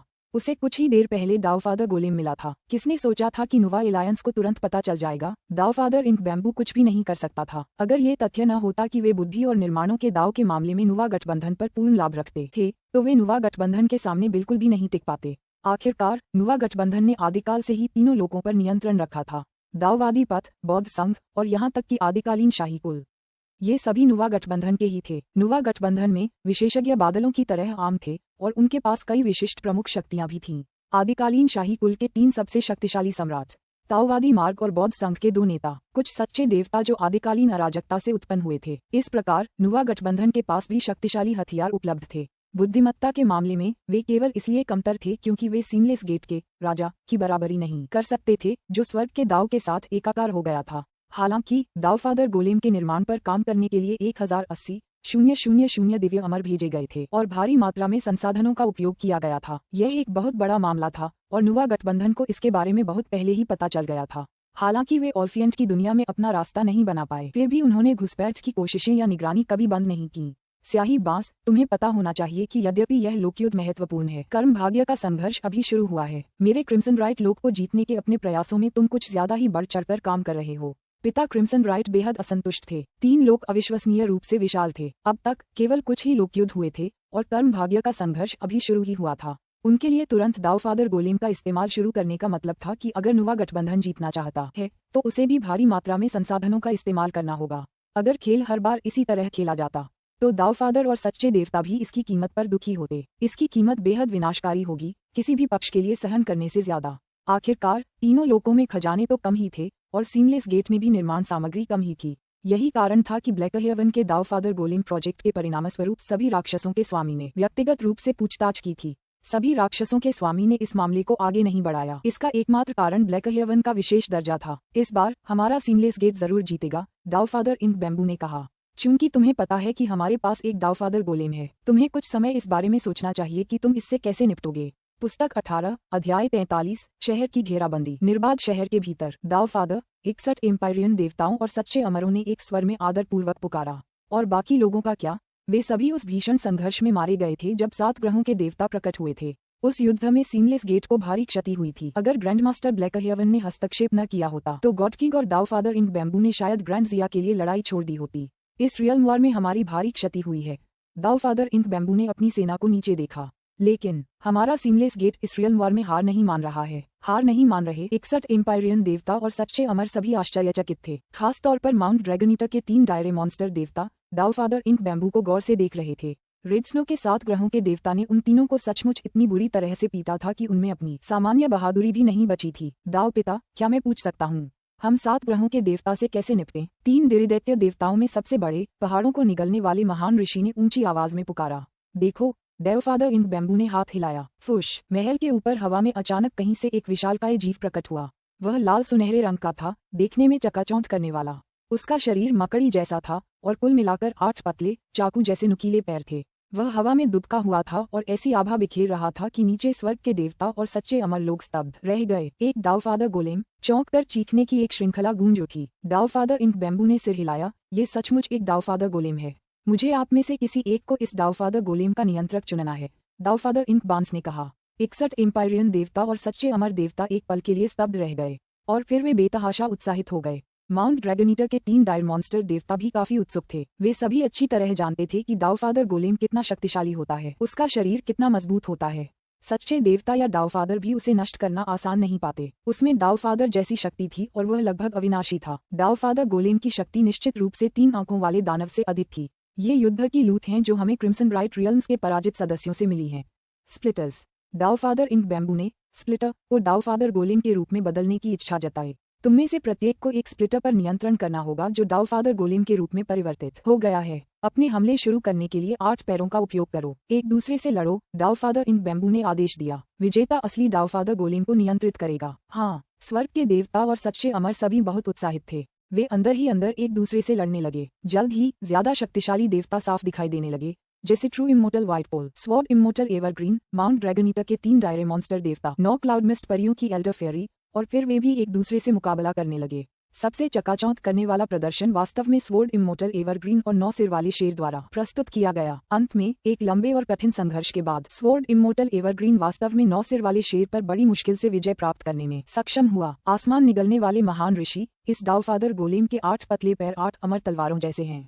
मैं एक अमर तलवार हूँ और मानव सम्राट फूक्सी द्वारा निर्मित 8 त्रिग्राम दानव संहारक तलवार संरचना में विशेषज्ञ हूँ। मैं इस दावफादर गोलेम को नियंत्रित करने के लिए बिल्कुल उपयुक्त हूँ। यही कारण है कि मैं इतने लंबे समय तक आपसे लड़ पाया और मुश्किल से जीत पाया। अमर तलवार एवरग्रीन ने मुस्कुराते हुए कहा। महान ऋषि, आप एक दिव्य देवता हैं। आप निकट युद्ध के लिए सबसे उपयुक्त हैं, इसलिए इस तरह से मुझसे मुकाबला करने में आप नुकसान में थे। मैं जीत गया, लेकिन मैं जीतने में भाग्यशाली था। एवरग्रीन का रवैया इस समय बहुत विनम्र था। वह अच्छी तरह जानता था कि कब उसे घमंडी होना चाहिए और कब उसे अपना सिर नीचा करना चाहिए। माउंट ड्रैगनीटा के 3 डायर मॉन्स्टर देवता स्पष्ट रूप से ऐसे लोग नहीं थे जिन्हें वह अपमानित कर सकता था। अगर वह अंततः डाउफादर गोलेम को नियंत्रित भी कर लेता तो वह केवल सीमलेस गेट की सेवा में ही होता। डाउफादर गोलेम सीमलेस गेट का था, वह उसे उपहार में नहीं दिया गया था। 9 सिर वाले शेर के चेहरे पर एक बदसूरत भाव था। वह सचमुच हार गया था। स्वॉर्ड इमोर्टल एवरग्रीन का चेहरा थोड़ा सा चमक उठा, फिर जल्दी ही सामान्य हो गया। हालांकि उसने मन ही मन सोचा, मेरे लिए इतना विनम्र होना दुर्लभ है, लेकिन वह तो मुझे बिल्कुल भी सम्मान नहीं देता। एक बार जब मैं एक पिता बन जाऊंगा तो तुम मेरे सामने एक आज्ञाकारी पिल्ले की तरह घुटने टेक दोगे। सदाबहार, इस दाऊफादर गोलेम पर तुम्हारा अस्थायी नियंत्रण रहेगा, दाऊफादर इंकबांस ने कहा। सदाबहार आपको निराश नहीं करेगा, दाऊफादर। तलवार अमर सदाबहार अत्यंत सम्मानजनक था, लेकिन उसकी आवाज पूर्ण आत्मविश्वास से भरी थी। आसमान में काले बादल छाए हुए थे और जमीन पर तेज हवा चल रही थी। बादलों के बीच बारिश की बूंदें दिखाई दे रही थीं। हालांकि सीमलेस गेट की विशाल सेना एक अदम्य आभा से भरी हुई थी। प्राकृतिक जगत की ऊर्जा उनमें एक ज्वार भाटे की तरह उमड़ रही थी, जिससे आकाश में स्वर्ण कौवा भी विकृत दिखाई दे रहा था। आकाश में काले बादल आपस में टकरा रहे थे, जिससे बिजली की चमक अस्त व्यस्त रूप से गिर रही थी, मानो वे भी नीचे की अमर सेना से भयभीत हों। क्रिम्सन ब्राइट, बाहर आओ और लड़ो। विशाल सेना अपने शत्रुओं को बुला रही थी कि वे आगे आएं और उनसे भिड़ जाएं। वे 8 ड्रैगन क्लाउड सिटी से बस कुछ हजार किलोमीटर की दूरी पर थे और उनकी चीखों की आवाज से आकाश गूंज रहा था। क्या वे सचमुच हमें बुलाने की हिम्मत करते हैं? पहले तो वे बाहर आने की हिम्मत नहीं करते थे, लेकिन अब करते हैं। ऐसा लगता है जैसे सीमलेस गेट को लगता है कि उन्होंने अभी तक पर्याप्त लोगों को नहीं खोया है। चलो उन्हें एक अच्छा सबक सिखाते हैं। तुरंत 8 ड्रैगन क्लाउड सिटी उत्सुक चीखों से भर गई। स्वर्ग के देवता, सच्चे अमर और सेनापति सभी मुख्य महल की ओर उड़ चले। मुख्य महल के भीतर पिता क्रिम्सन ब्राइट पहले से ही अपने सिंहासन पर बैठे थे। जी निंग और अन्य लोग अंदर आए, उनकी आंखें युद्ध करने की उत्सुकता से भरी थीं। स्पष्ट रूप से वे तुरंत बाहर जाकर लड़ना चाहते थे। तुम्हें इसमें शामिल नहीं होना है। डेवफादर क्रिम्सन ब्राइट के चेहरे पर चिंता की झलक देखी जा सकती थी जब वह धीमी आवाज में बोल रहे थे। सब लोग दंग रह गए। इसमें शामिल न होने का क्या मतलब? क्या मैं पूछ सकता हूँ? डेवफादर, क्यों नहीं?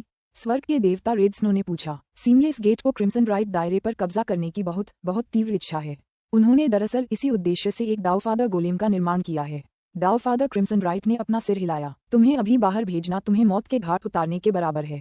दाऊफादर गोलेम, एम्पायरियन देवता रेड स्नो, प्राइमलाइट, स्नो स्कॉर्पियन और अन्य ने हैरान चेहरे दिखाए। वे सातों बहुत लंबे समय से स्टारसाइजर की प्रमुख दुनिया में एकांतवास में रह रहे थे। उन्हें बाहरी दुनिया के बारे में बहुत कम जानकारी थी। दाऊफादर गोलेम, हालांकि जिया सम्राट और अन्य लोग सदमे में चिल्लाए। निंग भी हैरान था, उसे भी नहीं पता था कि यह गोलेम क्या है। तुम्हें पहले ही एम्पायरियन गॉड गोलेम देख लेने चाहिए थे, दाऊफादर क्रिम्सन ब्राइट ने कहा। मुझे विश्वास है कि तुम्हें पूरी तरह पता है कि उनसे निपटना कितना मुश्किल है। हाँ, शक्ति के मामले में वे अभी बमुश्किल एम्पायरियन देवता के स्तर तक पहुंचे हैं, लेकिन वे अविश्वसनीय रूप से बलवान हैं। साधारण सच्चे अमर या एम्पायरियन देवताओं के लिए उन्हें नुकसान पहुंचाना बहुत मुश्किल है। एम्पायरियन देवता रेड स्नो ने सिर हिलाया। दाऊफादर गोलेम अभी अभी दाऊफादर के स्तर की शक्ति तक पहुंचे हैं। उनमें अपार शक्ति होती है और वे अविश्वसनीय रूप से बलवान भी होते हैं। मैं भी उनमें से एक को नष्ट नहीं कर सकता। दाऊफादर क्रिम्सन ब्राइट ने आह भरी। तुम्हारे बाकी लोग उसे नुकसान नहीं पहुंचा सकते, जबकि वह तुम्हें नुकसान पहुंचा सकता है।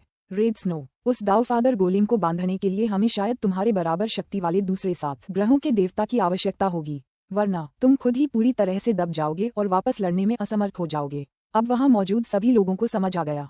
उनके दिल बर्फ जैसे ठंडे हो गए। उनके लिए 7 ग्रहों के एक देवता की सहायता प्राप्त करना ही बहुत बड़ी खुशकिस्मती थी।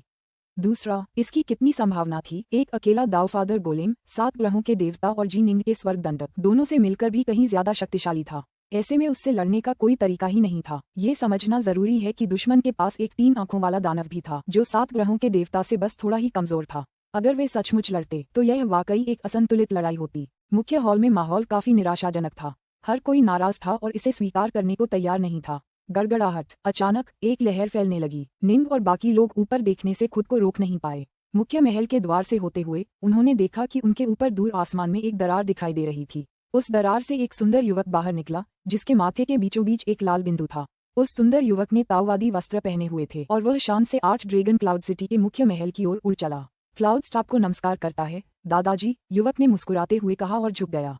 पिता क्रिम्सन ब्राइट की आंखें चमक उठीं। मानव सम्राट शेनोंग के आदेश पर मैं इस युद्ध को जीतने में आपकी सहायता करने के लिए यहाँ आया हूँ, दाऊफादर। बोलते हुए वस्त्रधारी युवक आत्मविश्वास से मुस्कुराया। पुस्तक 18, अध्याय 44। वह क्षण अंततः आ ही गया। मानव संप्रभु शेनोंग, आसपास के अमर और दानव देवता, जिनमें जी निंग भी शामिल थी, स्तब्ध रह गए। नुवा मानव जाति का रचयिता था और मानव जाति तेजी से बढ़ी थी। हालांकि आदिकाल में मानव जाति असंख्य जातियों के बीच एक बहुत ही कमजोर जाति थी। फिर भी इस छोटी सी जाति ने 3 तेजस्वी व्यक्तित्वों को जन्म दिया था। वे थे सुइरेन, फुक्सी और शेनोंग। उनके नेतृत्व में मानव जाति तेजी से और लगातार शक्तिशाली होती गई और सभी जातियों में प्रमुखता प्राप्त करने लगी। माता नुवा स्वयं उन तीनों की बहुत परवाह करती थीं और उनकी उपलब्धियों ने पूरे त्रिलोक को स्तब्ध कर दिया था। नुवा गठबंधन के सबसे शक्तिशाली व्यक्ति, निस्संदेह बौद्ध संघ के नेता और ताओवादी पथ के नेता थे। हालांकि 3 मानव शासक इन 2 शक्तिशाली नेताओं के बराबर थे। वृद्ध युआन और कुलपिता सुभूति जैसे योद्धा उनसे नीचे थे, लेकिन इसका मतलब यह नहीं था कि वृद्ध युआन और कुलपिता सुभूति उनसे कमजोर थे। आखिरकार अनगिनत युगों के प्रशिक्षण के बाद उन्होंने ऐसी सफलताएं हासिल की होंगी जिनसे वे शक्ति के बिल्कुल नए स्तरों तक पहुंच सके होंगे। बिना युद्ध में शामिल हुए ये कहना मुश्किल होगा, लेकिन तीनों मानव सम्राटों ने जो शक्ति पहले ही प्रदर्शित कर दी थी उससे उनकी शक्ति पर कोई प्रश्न ही नहीं उठता था। ये वास्तव में इसलिए था क्योंकि उनमें से 3 अस्तित्व में थे कि मानव जाति 3 लोकों की स्वामी बन गई। हालांकि आदिकालीन शाही कुल में सम्राटों की कई पीढ़ियां थीं, लेकिन उनमें से केवल 3 को ही पूरे त्रिलोक द्वारा सही मायने में संप्रभु माना जाता था। यहाँ तक कि बड़ी बड़ी शक्तियों को भी उनके सामने सिर झुकाना पड़ता था। ऐसा करने का कोई उपाय नहीं था। तीनों सम्राट बहुत ज्यादा शक्तिशाली थे। शेनोंग 3 शासकों में से एक। उसने सचमुच अपनी चाल चल दी है। वह तीनों लोकों का सच्चा शासक है। निंग ने मन ही मन आश्चर्य से आह भरी। मुझे आश्चर्य है, अब जब 3 शासकों में से एक ने चाल चल दी है तो वह चाल कैसी होगी। अपने सामने खड़े युवक को ये कहते हुए सुनकर कि वह मानव सम्राट शेननोंग के आदेश पर आया है, दाओफादर क्रिम्सन राइट बहुत खुश हुआ। वह शेननोंग पर गहरा भरोसा करता था और उसका बहुत सम्मान करता था, लेकिन वह हैरानी से पूछने से खुद को नहीं रोक पाया, क्या मानव सम्राट को पता है कि मेरा क्रिम्सन राइट साम्राज्य किस विकट परिस्थिति में है। दाओफादर इन बैम्बू की सेना में अब एक दाओफादर गोलेम भी शामिल है। मानव सम्राट को पहले से ही पता है, युवक ने कहा। क्या हम जीत सकते हैं। दाओफादर क्रिम्सन राइट उत्साहित हो गए। इस युद्ध में दोनों पक्षों ने सचमुच बहुत क्रूरता से युद्ध किया था। पितामह क्रिम्सन राइट भी सचमुच जीतना चाहते थे। मुझे पूरा विश्वास है कि हम कर सकते हैं। युवक ने सिर हिलाया। हालांकि हमें अभी भी सावधानी से योजना बनानी होगी और मुझे आपसे अकेले में बात करनी है दाओफादर। मुझे अभी इसे निजी रखना है और दूसरे अमर और दुष्ट देवताओं से दूर रखना है। पितामह क्रिम्सन राइट ने सिर हिलाया। अपने सैनिकों को घूरते हुए वह हंसा। अभी के लिए तुम जा सकते हो। हाँ दादाजी। जी निंग और अन्य सभी ने सम्मानपूर्वक सहमति व्यक्त की, फिर चले गए। मुख्य महल के बाहर अमर और राक्षस सभी उत्साहपूर्वक बातें कर रहे थे। शेनोंग ने वास्तव में हस्तक्षेप किया है। वह मानव जाति के 3 संप्रभुओं में से एक है। हम निश्चित रूप से जीतेंगे। मुझे आश्चर्य है कि शेनोंग उस दाओफादर गोलेम के खिलाफ किस तरह की रणनीति अपनाने जा रहा है।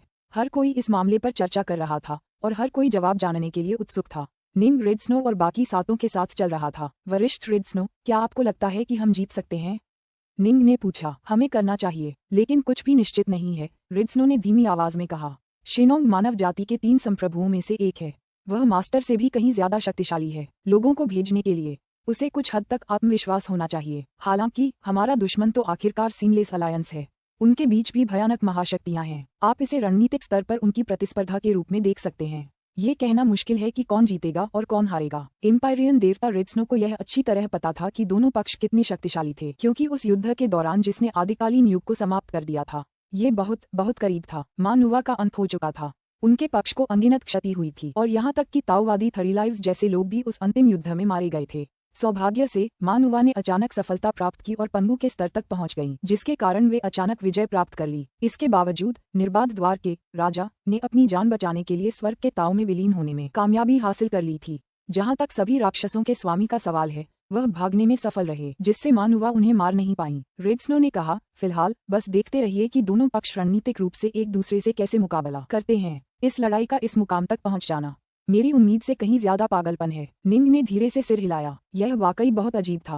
पहले भी कई दायरे युद्ध हो चुके थे, लेकिन वे सभी काफी कमजोर दायरे में हुए थे। सच तो ये है कि क्रिम्सन राइट दायरे को भी एक काफी कमजोर दुनिया माना जा सकता है। आखिरकार पिता क्रिम्सन राइट खुद 3 दायरे के सबसे शक्तिशाली व्यक्तियों में से एक नहीं थे। हालांकि पहले के किसी भी दायरे युद्ध ने क्रिम्सन राइट दायरे के दायरे युद्ध जितना पागलपन भरा स्तर हासिल नहीं किया था। हमें बस अपने आदेशों का इंतजार करना है। इस भीषण तूफान के बीच हम बस यही कर सकते हैं। निंग ने अपनी नवजात बेटी के बारे में सोचा, उसकी बेमिसाल प्यारी और शरारती बेटी। निंग के दिल में ताकतवर बनने की एक प्रबल इच्छा उमड़ पड़ी। मुझे और भी ज्यादा ताकतवर बनना है। इस विपत्ति के बीच केवल शक्ति में वृद्धि ही मुझे ब्राइट मून और वरिष्ठ प्रशिक्षु बहन की रक्षा करने का मौका देगी। निंग को क्या पता नहीं था, इस क्षेत्रयुद्ध के इस हद तक बढ़ने का एक बड़ा कारण जी निंग था। पहला, बूढ़े युवान ने निंग को हृदय सूत्र दिया था, जिसके परिणामस्वरूप उसके स्वर्ग दंडक को इतनी असाधारण शक्ति प्राप्त हुई कि देवराज भी उसे एक ऐसे खतरे के रूप में देखने लगे जिसे जल्द से जल्द खत्म करना जरूरी था। और दूसरा दिव्य अमर ब्लैक हेवन वायलेट ग्रास का बदला लेना चाहता था। निंग द्वारा 7 ग्रहों के देवता से मदद मांगना एक और नया कारक था जिसने इस क्षेत्र युद्ध को फिर से बदल दिया। लेकिन निश्चित रूप से यदि 7 ग्रहों के देवता प्रकट नहीं हुए होते तो क्रिम्सन ब्राइट क्षेत्र बहुत पहले ही खो गया होता। अंधकार की विशाल दुनिया। इस दुनिया के बिल्कुल बीचों बीच विशाल सिंहासन हवा में लहरा रहा था। देवराज अपने सिंहासन पर बैठे थे, उनका दाहिना हाथ सिंहासन के हत्थे पर टिका हुआ था और वे उस पर हल्के से थपथपा रहे थे। टैप टैप टैप, ये ध्वनि संपूर्ण विश्व में गूंज उठी। शेनोंग भी हस्तक्षेप कर रहा है। देवराज की काली आंखों में बिजली चमक उठी। लगता है हमारे सीमलेस गेट ने जरूरत से ज्यादा जोर लगा दिया है, जिससे तीनों शासकों का क्रोध भड़क उठा है। वे इस क्षेत्र युद्ध का इस्तेमाल सीमलेस गेट को डराने और हिलाने के मौके के तौर पर करना चाहते हैं। मुझे क्या करना चाहिए? मुझे वास्तव में क्या करना चाहिए? देवराज को चिंता होने लगी। सच्चे अमर क्लाउड्स और डाउ फादर क्रिम्सन ब्राइट, आखिर वे क्या योजना बना रहे हैं? उनकी योजना क्या है? और शेनोंग ने सिर्फ एक शुद्ध यांग सच्चे अमर को भेजा है। उसके पास क्या है? गॉडकिग बेहद चिंतित था। ये ऐसी बातें थीं जिनका उसे अभी तक पता नहीं चल पाया था। मालिक, गॉडकिग ने अपना सिर उठाकर अंधेरे आकाश को देखा। उसकी आवाज बहुत धीमी थी। शेनोंग आखिर क्या कर रही है? क्रिम्सन ब्राइट क्षेत्र क्या योजना बना रहा है? कृपया मेरी मदद करें। स्वर्ग का ताव सभी स्थानों पर सर्वव्यापी था और स्वर्ग के ताव के दायरे में कुछ भी राजा से छिपा नहीं सकता था। गड़गड़ाहट। एक शक्तिशाली किंतु अविश्वसनीय रहस्यमय विचार तरंग सीधे देवराज को भेजी गई। देवराज क्षण भर के लिए चौंक गए। उन्होंने तुरंत प्रसन्नता से कहा, शुक्रिया गुरु। आदि युग को नष्ट करने वाले युद्ध के दौरान उनके राजा को अत्यंत गंभीर चोटें आई थीं। नुवा उनका पीछा छोड़ने को तैयार नहीं थी, जिसके परिणामस्वरूप उन्हें स्वर्ग के दाव में विलीन होने के लिए विवश होना पड़ा। अब भी राजा की चेतना का अधिकांश भाग सोया हुआ था, लेकिन शायद इसलिए कि वह स्वर्ग के दाव का हिस्सा थे। चेतना का वह छोटा सा अंश सीमलेस गेट के साथ कुछ हद तक संवाद करने के लिए पर्याप्त था।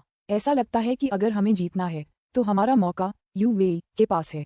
गॉडकिग ने थोड़ा सिर हिलाया। उसने तुरंत यूवेई को बुलाना शुरू कर दिया। थोड़ी देर बाद अंधेरे के विशाल संसार में जमीन पर एक सफेद वस्त्रधारी स्त्री प्रकट हुई। वह सचमुच यूवेई थी। उसका आभामंडल थोड़ा बदल गया था। वह यूची स्नो जैसी ही थी, एक स्नेहमयी मातृत्वपूर्ण आभा से भरी हुई।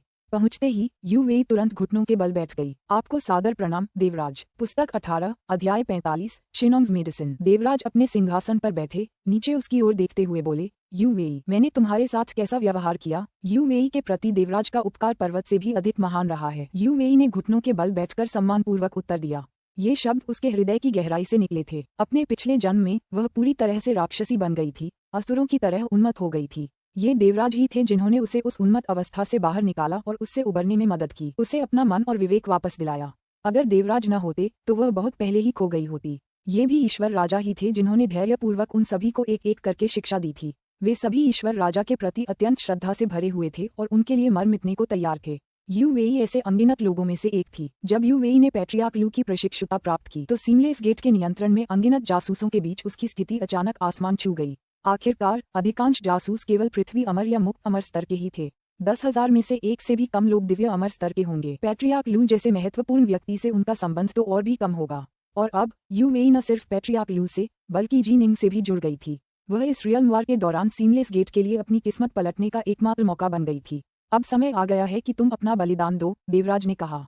यूवेई कांपने से खुद को रोक नहीं पाए। फिर उसने अपना माथा जमीन पर टिकाया और आदरपूर्वक बोली, कृपया मुझे अपनी आज्ञा दीजिए देवराज। हर एक जासूस उस पल का इंतजार कर रहा था जब उनका इस्तेमाल किया जाएगा। स्वॉर्ड इमोर्टल एवरग्रीन जैसे लोगों के लिए हालात इतने बुरे नहीं थे। भेद खुलने के बाद भी वह सीमलेस गेट की ओर भाग सकता था। हालांकि यूवेई तो बस एक दिव्य अमर थी, उसके भागने का कोई रास्ता नहीं था। और सीमलेस गेट तक, भले ही यूवेई एक दिव्य अमर थी, एक बार उसकी हैसियत उजागर हो जाने पर वह तुरंत उनके लिए बहुत कम मूल्यवान हो जाती। मानव जाति के 3 संप्रभुओं में से एक शेनोंग ने 8 ड्रैगन क्लाउड सिटी में ट्रू इमोर्टल क्लाउड्स को भेजा है।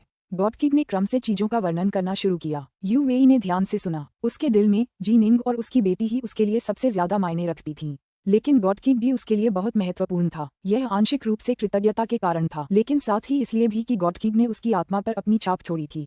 गॉडकिग उसके अंतर्मन को बिना उसकी जानकारी के भी प्रभावित कर सकता था, जिससे वह उस पर और भी ज्यादा भरोसा करने लगी और उसकी दयालुता के लिए उसका और भी ज्यादा ऋणी महसूस करने लगी, यहाँ तक कि वह अपनी जान भी देने को तैयार हो गई। वायलेट डॉन पल की दुनिया के भीतर जी निंग, यूवेई और उनकी बेटी ब्राइट मून एक साथ आनंदमय जीवन जी रहे थे। घुटने टेको। निंग के चेहरे पर गुस्से का भाव था। ओह, उसकी बेटी ब्राइट मून विनम्रतापूर्वक अपने घुटनों पर गिर पड़ी। उसका छोटा सा मुंह कांप रहा था मानो वह रोने वाली हो। निंग ने गुस्से से कहा, तुम्हें अपने कर्मों के परिणामों को समझना होगा। हर कोई अमर साधक नहीं होता।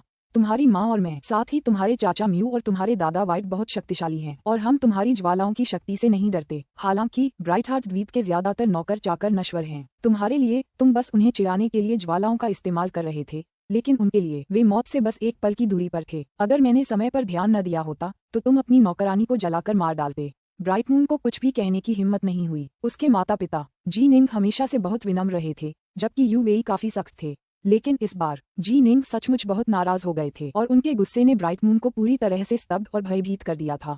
निंग को उसके गुस्से के लिए जिम्मेदार नहीं ठहराया जा सकता था। अभी 2 दिन पहले ही उसने अपनी बेटी के लिए 2 नौकरानियां चुनी थीं। दोनों एक ही उम्र की थीं, लगभग 11 या 12 साल की। दोनों स्वाभाविक रूप से अपनी नन्ही मालकिन की देखभाल में बेहद ध्यान रखती थीं और ब्राइट मून उन्हें बहुत पसंद करती थी और उनके साथ खेलते हुए बहुत खुश होती थी। और फिर उसने अपनी हवस का इस्तेमाल नौकरानियों को छेड़ने और उनके साथ मजाक करने के लिए करना शुरू कर दिया, जैसा वह अक्सर व्हाइट वाटर हाउंड के साथ करती थी। वह नौकरानी तुरंत इतनी बुरी तरह जल गई थी कि उसकी पहचान करना मुश्किल हो गया था। सौभाग्य से निंग ने तुरंत प्रतिक्रिया दी, उस पर मंत्र फूंके और उसे एक आत्मा दवा दी, जिससे वह पूरी तरह ठीक हो गई। मैंने तुम्हें बताया था कि यह याद रखना कितना जरूरी है कि तुम अमर साधकों की दुनिया में रहते हो।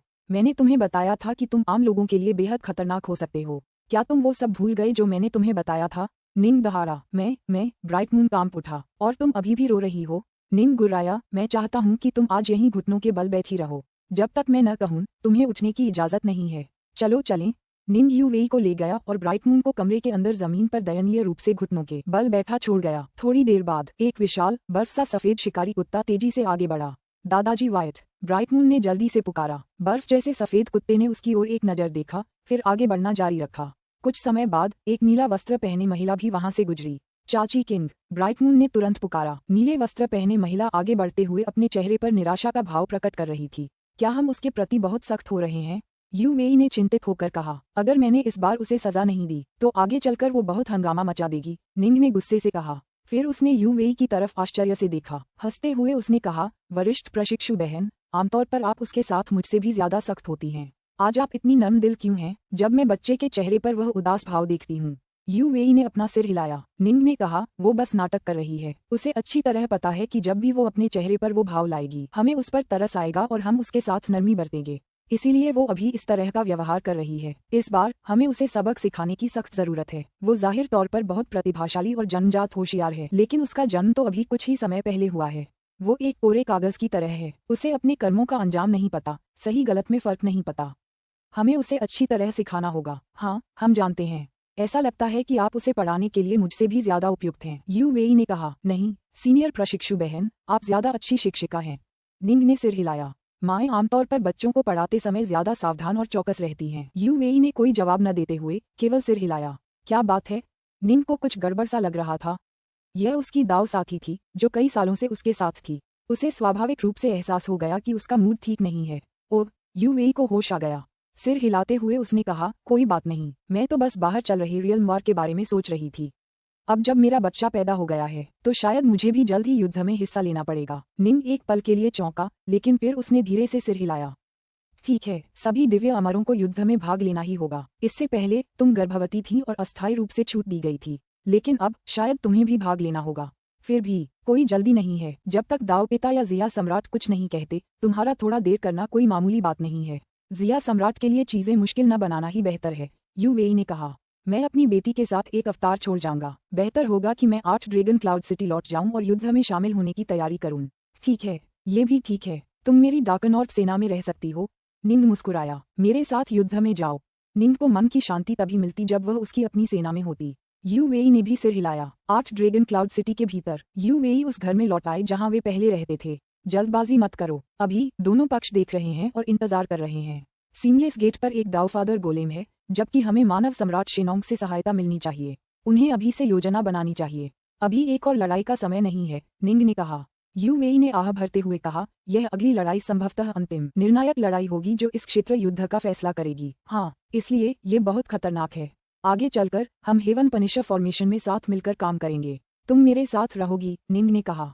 अगर कुछ अप्रत्याशित हुआ तो भी मैं तुम्हारी रक्षा कर सकूंगा। यू वेई ने निंग की तरफ देखा। वह निंग की आंखों में देख सकती थी कि उसे उसकी कितनी परवाह है। इससे उसकी भावनाएं और भी जटिल हो गईं। उसे गर्मजोशी और दुख दोनों का एहसास हुआ। ठीक है, यू वेई ने धीरे से सिर हिलाया। जी निंग, मेरे घर आओ। दाओ फादर क्रिम्सन ब्राइट की आवाज निंग के कानों में गूंजी। निंग चौंक गया। मैं दादाजी से मिलने जा रहा हूँ। निंग अपने पैरों पर खड़ा हुआ, फिर तुरंत बाहर की ओर उड़ गया। उसके जाते ही यू वेई चुपचाप उसके जाते हुए रूप को देखती रही, मानो वह उसकी एक भी झलक नहीं चुकना चाहती थी। मुख्य महल के भीतर प्रवेश करने पर निंग को ये जानकर आश्चर्य हुआ कि पूरे मुख्य महल में केवल 2 ही आकृतियां थीं, डाओ फादर क्रिम्सन राइट और ट्रू इमोर्टल क्लाउड्स। आपको सादर प्रणाम डाओ फादर। आपको सादर प्रणाम सच्चे अमर, निंग ने कहा। बैठो। डाओ फादर क्रिम्सन राइट निंग की ओर मुस्कुराए, जैसा कि ट्रू इमोर्टल क्लाउड्स ने किया। निंग बैठ गया। पिता क्रिम्सन राइट ने कहा, मैंने आपको यहाँ आमंत्रित किया है क्योंकि मुझे आपको एक महत्वपूर्ण मिशन देना है। ओह, निंग तुरंत ध्यान से सुनने लगा। इस बार क्लाउड्स मानव सम्राट शेनोंग के आदेश पर मेरे लिए 2 खजाने लाने आया है। डाओ फादर क्रिम्सन राइट ने अपना हाथ हिलाया और 2 जेड बोतलें निकाली, एक पूरी तरह से काली और दूसरी पूरी तरह से सफेद। दोनों ने तुरंत निंग का ध्यान अपनी ओर खींचा। क्या ऐसा हो सकता है कि इन 2 बोतलों में छिपे खजाने इस रियल वॉर का भाग्य तय करने में सक्षम हों? ये समझना जरूरी है कि उनके दुश्मनों के पास एक डाओ फादर गोलेम था। क्या ये चीजें डाओ फादर गोलेम से भी ज्यादा शक्तिशाली थीं? काली जेड की बोतल में एक प्रकार की अमर औषधि है जिसे शेनोंग ने अभी अभी बनाया है, जिस पर उन्होंने बहुत मेहनत की है। डाओ फादर क्रिम्सन राइट ने काली बोतल की ओर इशारा किया। अगर आप इस काली बोतल को तोड़ देंगे तो इसमें मौजूद औषधि तेजी से फैल जाएगी और 10,000 किलोमीटर के क्षेत्र में असर करेगी। इस क्षेत्र के सभी अमर, जिनमें शुद्ध यांग सच्चे अमर भी शामिल हैं, अपनी अमर ऊर्जा पूरी तरह से बंद और अनुपयोगी पाएंगे। 1 याद रखें, जैसा कि पहले फुटनोट में बताया गया है, चीनी पौराणिक कथाओं में दिव्य किसान शेनोंग वह अर्धदेव हैं जिन्होंने चीनी लोगों को कृषि और चिकित्सा की शिक्षा दी थी। क्या? निंग ने चौंक कर कहा, सच्चे अमर भी इससे प्रभावित होते हैं? अगर वे अपनी अमर ऊर्जा का उपयोग नहीं कर सकते तो क्या वे सामान्य मनुष्यों की तरह नहीं हो जाएंगे? हाँ। डाओ फादर क्रिम्सन राइट ने सिर हिलाया। यह अमर औषधि नई बनी है। चूंकि सीमलेस गेट ने इस तरह की औषधि कभी देखी ही नहीं है, इसलिए स्वाभाविक रूप से वे इसका कोई मारक नहीं बना सकते। हालांकि इस मिश्रण में एक बड़ी खामी है, यह मित्र और शत्रु में भेद नहीं करता। 10,000 किलोमीटर के दायरे में सभी अमर, मित्र हों या शत्रु, इससे प्रभावित होंगे। निंग ने सिर हिलाया। ज्यादातर जहरों के लिए ये सामान्य और आम बात थी। आखिरकार जहर तो संवेदनशील नहीं था, वह दोस्त और दुश्मन में फर्क नहीं कर सकता था। इस प्रकार सफेद जेड बोतल में ही मारक शक्ति है। डाओ फादर क्रिम्सन राइट ने सफेद जेड बोतल की ओर इशारा किया। जब तुम वापस जाओ तो इस शराब के तंदूर में दवा डाल देना। इसके बाद पिता क्रिम्सन राइट ने एक लौकी निकाली। हर एक भीले अमर को बस 1 बूंद की जरूरत है। दिव्य अमर को 10 बूंद की जरूरत है, जबकि शुद्ध यांग सच्चे अमर को 100 बूंद की। तुम्हारे अधीन डार्कनॉर्थ सेना में 3000 दिव्य अमर और 3 लाख भीले अमर हैं। उन सभी को दवा पीनी होगी। जब युद्ध शुरू होगा तो सीमलेस गेट तुम्हें मारने की कोशिश जरूर करेगा। वे अपनी सेनाएं तुम्हें घेरने और हमला करने के लिए भेजेंगे। जब समय आएगा तो बस काली जेड की गोली को तोड़ दो और तुरंत 10,000 मीटर के दायरे में सभी अमर नष्ट हो जाएंगे। चूंकि तुम्हारी सेना ने पहले ही दवा खा ली होगी, इसलिए तुम पर कोई असर नहीं होगा और तुम्हें बस उनका नरसंहार करना होगा। डाओ फादर क्रिम्सन राइट ने मुस्कुराते हुए कहा। ये सुनकर निंग बहुत खुश हुआ। कितना अद्भुत! सीमलेस गेट के पास इस समय अमर शक्ति के मामले में पूर्ण बढ़त थी, क्योंकि उनके कई एम्पायरियन गॉड गोलेम सेलेस्टियल इमॉर्टल्स के नियंत्रण में थे। क्या ये स्वर्ग के देवताओं के खिलाफ बेकार है? निंग ने पूछा। एम्पायरियन देवताओं की दिव्य शक्ति पर प्रभाव नगण्य है। डाओ फादर क्रिम्सन राइट ने सिर हिलाया। सीमलेस गेट की खुफिया क्षमताओं को देखते हुए मुझे लगता है कि उन्हें जल्द ही पता चल जाएगा कि यह चीज मेरे हाथ में है।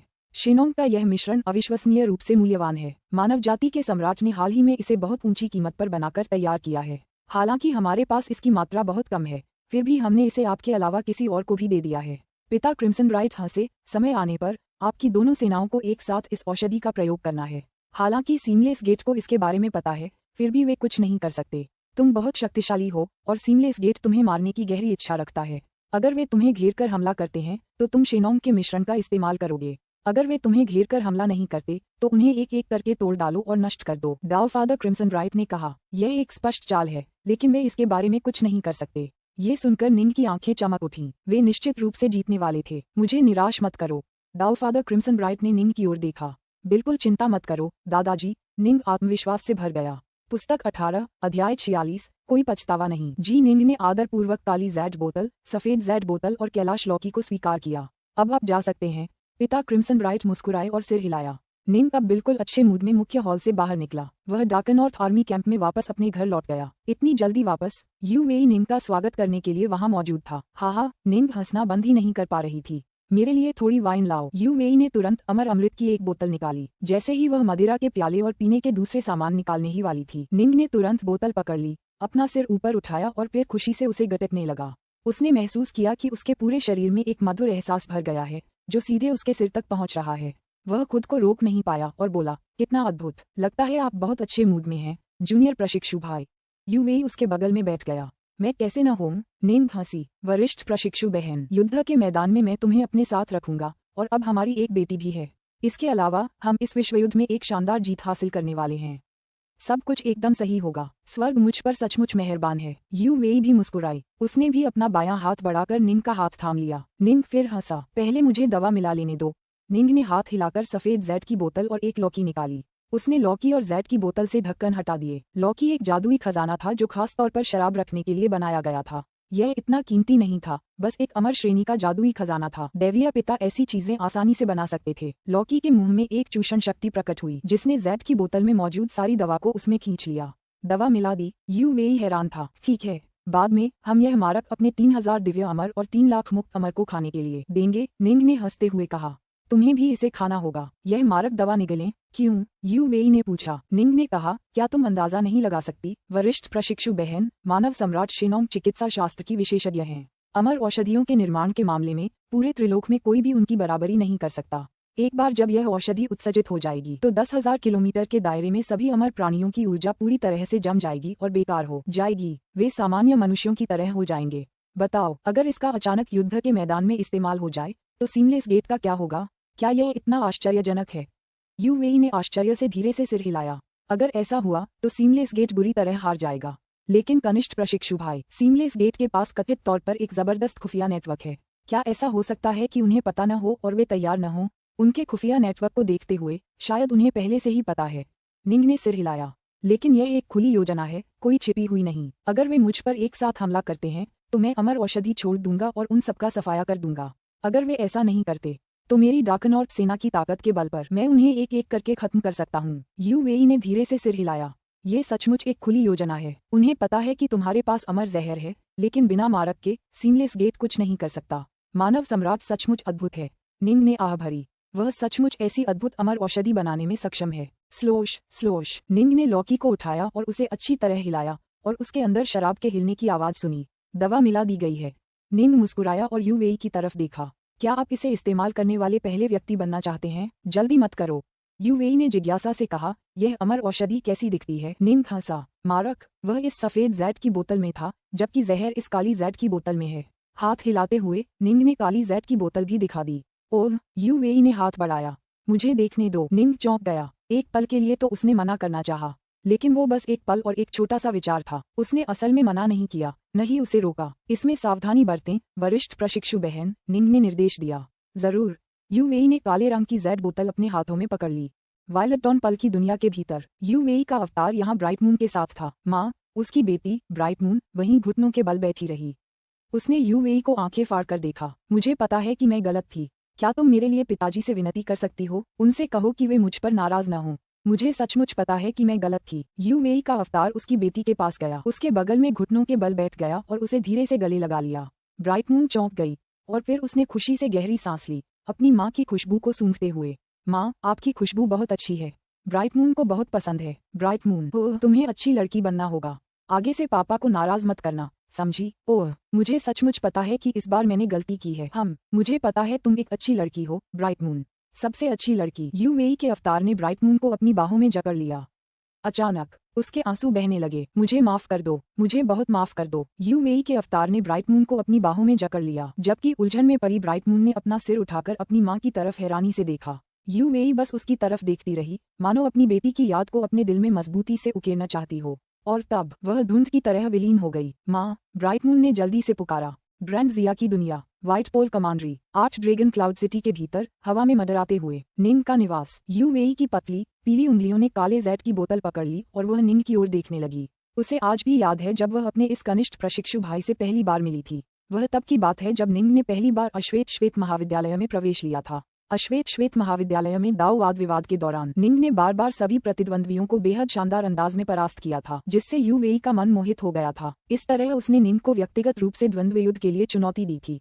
शायद उस समय भी वह अवचेतन रूप से निंग पर अपनी छाप छोड़ना चाहती थी। विचर रिवर अमर एस्टेट की वह यात्रा, उसने देखा था कि कैसे निंग और नाइन लोड्स अलग हो गए थे। उसने देखा था कि कैसे निंग अकेले ही चला गया था, पहाड़ों और नदियों के ब्राइट मून आरेख में। उसने उसके साथ जीवन और मृत्यु का अनुभव किया था। उसने उसकी रक्षा की थी और उसने उसकी रक्षा की थी। उनके दिल और भी करीब आ गए थे और जब अचानक उसकी जान को खतरा पैदा हुआ तो उसने आखिरकार आगे बढ़कर उसे अपनी बाहों में ले लिया। उसके आलिंगन में आकर वह अब खुद को रोक नहीं पाए। हालांकि वह सीमलेस अलायंस की सदस्य थी, फिर भी उसने खुद से कसम खाई थी कि वह उसे कभी चोट नहीं पहुंचाएगी। बाद में वह पैट्रियार्क लू के संरक्षण से वापस आ गई थी और निंग भी वापस आ गया था। अंततः वे एक साथ थे, चाहे उसका पिछला जीवन हो या वर्तमान जीवन। ये दिन उसके अब तक के सबसे सुखद दिन थे। उन्होंने साथ मिलकर फूल देखे थे, साथ मिलकर चांद देखा था और उनके दो दिल मानो एक हो गए थे। वह अपने पेट पर हाथ फेरती और अपने कनिष्ठ प्रशिक्षु भाई को तलवार चलाने का अभ्यास करते हुए देखती। वह अपने कनिष्ठ प्रशिक्षु भाई के लौटने का इंतजार करते हुए स्वादिष्ट व्यंजन तैयार करती। और आखिरकार उनकी बेटी का जन्म सुरक्षित रूप से हो गया। हालांकि देवराज ने यह आदेश जल्द ही जारी कर दिया था। कम से कम उन दोनों को कुछ समय साथ बिताने का मौका तो मिला और कम से कम अब उनका एक बच्चा तो हो गया। बस बहुत हो गया। ये खुशी के दिन उसके अब तक के सबसे आनंदमय और उल्लासमय दिन थे, चाहे इस जीवन में हो या पिछले जीवन में। केवल उसे सचमुच अपने कनिष्ठ प्रशिक्षु भाई के प्रति, अपनी बेटी के प्रति दुख हुआ। हजारों विचार, अनगिनत भावनाएं, ये सब उसके मन में कौंध रहे थे। ठीक इसी समय वायलेट डॉन पल की दुनिया में यूवेई का अवतार अपनी बेटी को अपनी बाहों में कसकर पकड़े हुए था और उसकी आंखों से आंसू बहने लगे। दरार, पतली, सफेद, सुंदर उंगलियों ने काली जैड बोतल को चकनाचूर कर दिया। निंग का मूड बहुत अच्छा था। जैड की बोतल के टूटने की आवाज मानो किसी धमाके जैसी थी जो उसकी रूह तक पहुंच गई। वह पहले से ही टूटी हुई काली जैड की बोतल को अविश्वास से देखता रहा। कैसे वूश। चुपचाप और बिना किसी आवाज के शिनोंग की दवा जो काले जैड की बोतल में बंद थी तुरंत हर दिशा में फैलने लगी। निंग और यू वेई सबसे पहले इससे प्रभावित हुए। उनके शरीर में मौजूद अमर ऊर्जा तुरंत जम गई, जिससे उन्हें उसे सक्रिय करने का कोई रास्ता नहीं मिला। अभी क्या हुआ? यह स्वर्ग। लगभग तुरंत ही डार्कनॉर्थ आर्मी कैंप के सभी लूज इमॉर्टल्स और सेलेस्टियल इमॉर्टल्स ने महसूस किया कि उनके शरीर नरम पड़ गए हैं। उनकी अमर ऊर्जा पूरी तरह से बेकार हो गई और वह प्रकाशमय हवादार अनुग्रह का एहसास भी जो वे आमतौर पर महसूस करते थे गायब हो गया। वे बिल्कुल साधारण मनुष्यों जैसे हो गए थे। शिनोंग की दवा जल्द ही हर दिशा में फैलने लगी। ये 10,000 किलोमीटर के क्षेत्र में फैला हुआ था और सच तो ये है कि संपूर्ण आर्च ड्रैगन क्लाउड सिटी का आकार केवल 10,000 किलोमीटर था। अरे, एक भयंकर गर्जना हुई जो पूरे आर्च ड्रैगन क्लाउड सिटी में गूंज उठी। ये दाऊफादर क्रिम्सन ब्राइट की आवाज थी। तुरंत शक्तिशाली ऊर्जा का एक उभार आया और पूरे शहर को घेर लिया, जिससे शिनोंग की दवा का प्रसार तुरंत रुक गया और वह वहीं रह गई। हालांकि दाऊफादर क्रिम्सन ब्राइट ने बहुत जल्दी प्रतिक्रिया दी थी। फिर भी बड़ी संख्या में दिव्य अमर और ढीले अमर प्रभावित हुए थे। जहर डार्कनॉर्थ सेना शिविर की सीमाओं से बहुत दूर तक फैल गया था। निंग अपनी वरिष्ठ प्रशिक्षु बहन को अविश्वास से देखता रहा। उसकी आत्मा कांप रही थी, उसका दिल कांप रहा था, उसका दाव हृदय मजबूत था। लेकिन चाहे वह कितना भी मजबूत क्यों न हो, निंग अभी भी आतंक और पूर्ण अविश्वास की स्थिति में था। राक्षस हृदय की सबसे भयानक विपत्ति भी निंग को उस निराशा की स्थिति में नहीं डाल सकती थी जैसा वह अभी महसूस कर रहा था। जब काली जैड की बोतल टूटी तो निंग को तुरंत एहसास हुआ, लेकिन उसके इस एहसास ने उसे और भी ज्यादा डरा दिया। यू वेई ने जी निंग की ओर देखा, जी निंग ने यू वेई की ओर देखा। उनकी निगाहें हवा में ही मिल गईं। इस पल यह एक शाश्वत क्षण, एक शाश्वत स्मृति बन गया। निंग अपनी बड़ी प्रशिक्षु बहन की आंखों में छिपे असीम प्रेम और स्नेह को महसूस कर सकता था। वह समझ सकता था कि वह उससे अलग होने को कितनी कतई तैयार नहीं थी। वह महसूस कर सकता था कि इस पल उसके लिए उसका प्रेम इतना गहरा था, उसकी हड्डियों में, उसकी आत्मा में समाया हुआ था। वह उसकी निगाहों में कुछ और भी महसूस कर सकता था। खेद, मुझे माफ करना, यू वेई ने धीरे से ये शब्द कहे। वह बस निंग को देखती रही, मानो वह उसके रूप को पूरी तरह याद करके अपनी आत्मा की गहराई में अंकित कर लेना चाहती हो। फुसफुसाहट, हवा चलती है, रेत उड़ती है। यू वेई का शरीर तुरंत टूटने और ढहने लगा, मानो वह रेत के छोटे छोटे कणों में तब्दील हो रहा हो, मानो कोई छोटी सी लौ बुझ रही हो। जिस क्षण उसने काली जैड की बोतल तोड़ी थी, उसी क्षण उसने बिना किसी हिचकिचाहट के अपनी जान लेने का फैसला कर लिया था। उसका दिव्य अमर जिंदान पहले ही पूरी तरह से ढह चुका था। ऐसा लगा जैसे हवा बह रही हो और वह हवा द्वारा उड़ाए जा रहे धुएं की तरह थी जो दुनिया से पूरी तरह से गायब हो गई। निंग ने अपने हाथ आगे बढ़ाए, कुछ पकड़ना चाहता था, लेकिन पकड़ने के लिए कुछ भी नहीं था। वह वहां मूर्खतापूर्वक हाथ फैलाए खड़ा रहा, अपनी अमर ऊर्जा का उपयोग करने में उसकी असमर्थता। क्या ये तथ्य कि शिनोंग की दवा का विनाश पूरे रियल्म वॉर को प्रभावित करेगा? क्या ये तथ्य है कि वे इस रियल्म वॉर को हार सकते हैं? इनमें से कोई भी विचार निंग के दिमाग में नहीं आया। वह बस उस जगह को देखता रहा जहां उसकी बड़ी प्रशिक्षु बहन बैठी थी। अभी एक क्षण पहले वह वहीं बैठी थी। उसने उसके लिए अमर शराब तैयार की थी, उस पर खिलखिलाकर मुस्कुराई थी, ठीक वैसे ही जैसे वह हमेशा करती थी जब भी वह उन कई लड़ाइयों से लौटता था। लेकिन अब सब कुछ खत्म हो गया। उस कुर्सी पर कोई नहीं बैठा था, वह खाली थी, मानो यू वेई कभी वहां था ही नहीं, कभी अस्तित्व में ही नहीं था।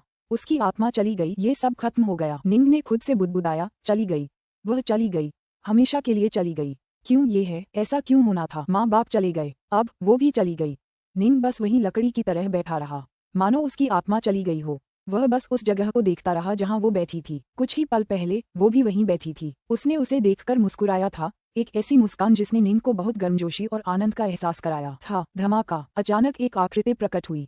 वह अत्यंत क्रोधित डाउफादर क्रिम्सन ब्राइट था। निंग फिर भी वहीं बैठी रही, उसी जगह को घूरती रही जहां वह बैठी थी। उसी जगह को घूरती रही जहां वह बैठी थी। पुस्तक 18 अध्याय 47 शिनोंग और सुभूति। डाउफादर क्रिम्सन ब्राइट ने मेज पर रखी अमर शराब, पीने के औजारों और काले जैट के टूटे हुए टुकड़ों को घूरा। फिर उन्होंने सुन्न अविचलित जी निंग की ओर देखा। निंग की आंखों में देखकर डाउफादर क्रिम्सन ब्राइट ने अपना सिर हिलाया। उफ! उसने अपनी आस्तीनें लहराईं और चला गया। मालिक! जैसे ही डाउफादर क्रिम्सन ब्राइट कमरे से बाहर निकल रहे थे, जिया सम्राट अंदर आ गए। 8 ड्रैगन क्लाउड सिटी जिया सम्राट का खजाना था, इसलिए जो कुछ हुआ था उसके बारे में जानने वाला वह दूसरा व्यक्ति था। गुरुजी! जिया सम्राट ने बार बार पुकारा। हम हार गए, हम हार गए। डाउफादर क्रिम्सन ब्राइट ने सिर हिलाया और आह भरी। हमारे क्रिम्सन ब्राइट दायरे को इस दायरेवार में पहले ही भारी क्षति पहुंच चुकी है। मैंने सोचा था कि मानव सम्राट शिनोंग की मदद से हम जीत जाएंगे, लेकिन किसने सोचा था कि जी निंग के दाव साथी यूवेई, जो लू डोंगबिन के शिष्य हैं, असल में सीमलेस गेट के लिए एक जासूस भी थे। हमारी सारी योजनाएं धरी की धरी रह गईं। क्या हमारे पास शिनोंग की दवा की एक और बोतल नहीं है? जिया सम्राट ने घबराहट से पूछा। ये बेकार है। डाउफादर क्रिम्सन ब्राइट ने आह भरी। सीमलेस गेट के उन एम्पायरियन गॉड गोलेम को 100 सेलेस्टियल इमॉर्टल्स की जरूरत होती है, लेकिन डाउफादर गोलेम को सिर्फ एक प्योर यांग ट्रू इमॉर्टल की जरूरत होती है। ऐसा इसलिए है क्योंकि डाउफादर गोलेम के कोर फॉर्मेशन डायग्राम को एसेंस केओस्टोन्स से शक्ति मिल सकती है। एसेंस केओस्टोन्स की शक्ति को सीधे आदिम केओस की शक्ति में बदला जा सकता है, जिससे डाउफादर गोलेम को अपार शक्ति मिलती है। हालांकि डाउफादर गोलेम कई सुरक्षा कवचों से सुरक्षित है। अगर मैं खुद भी दखल दूं, तो भी मैं उसे भेद नहीं पाऊंगा, न तो किसी कोर्सेस हमले से, न ही किसी और हमले से। शिनोंग की दवा भी डाउफादर गोलेम को भेद नहीं सकती। अब जब जी निंग का दवा का हिस्सा खत्म हो गया है और सिर्फ एक हिस्सा ही बचा है, सीमलेस गेट का डाउफादर गोलेम पूरी तरह से उस हिस्से के धारक पर ध्यान केंद्रित करेगा। जब वह हमला करेगा तो हम में से बाकी लोग उस हिस्से को सुरक्षित रखने में पूरी तरह असमर्थ होंगे। पिता क्रिम्सन ब्राइट काफी निराश महसूस कर रहे थे। क्या हम उस हिस्से को 2 छोटे हिस्सों में नहीं बांट सकते? जिया सम्राट ने पूछा। तुम इसे क्या समझते हो? यह एकदम सही, संपूर्ण मिश्रण है।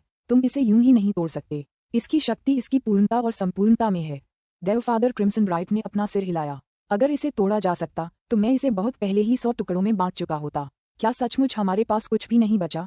जिया सम्राट इसे स्वीकार ही नहीं कर पा रहा था। वह सचमुच स्वीकार नहीं कर सकता था। ग्रैंड जिया की दुनिया, जिस पर उसने अनगिनत वर्षों तक हुक्म चलाया था और जिसके लिए उसने कड़ी मेहनत की थी, उसके जियामांग वंश की मातृभूमि अब यूं ही चली गई, कुछ भी नहीं बचा है।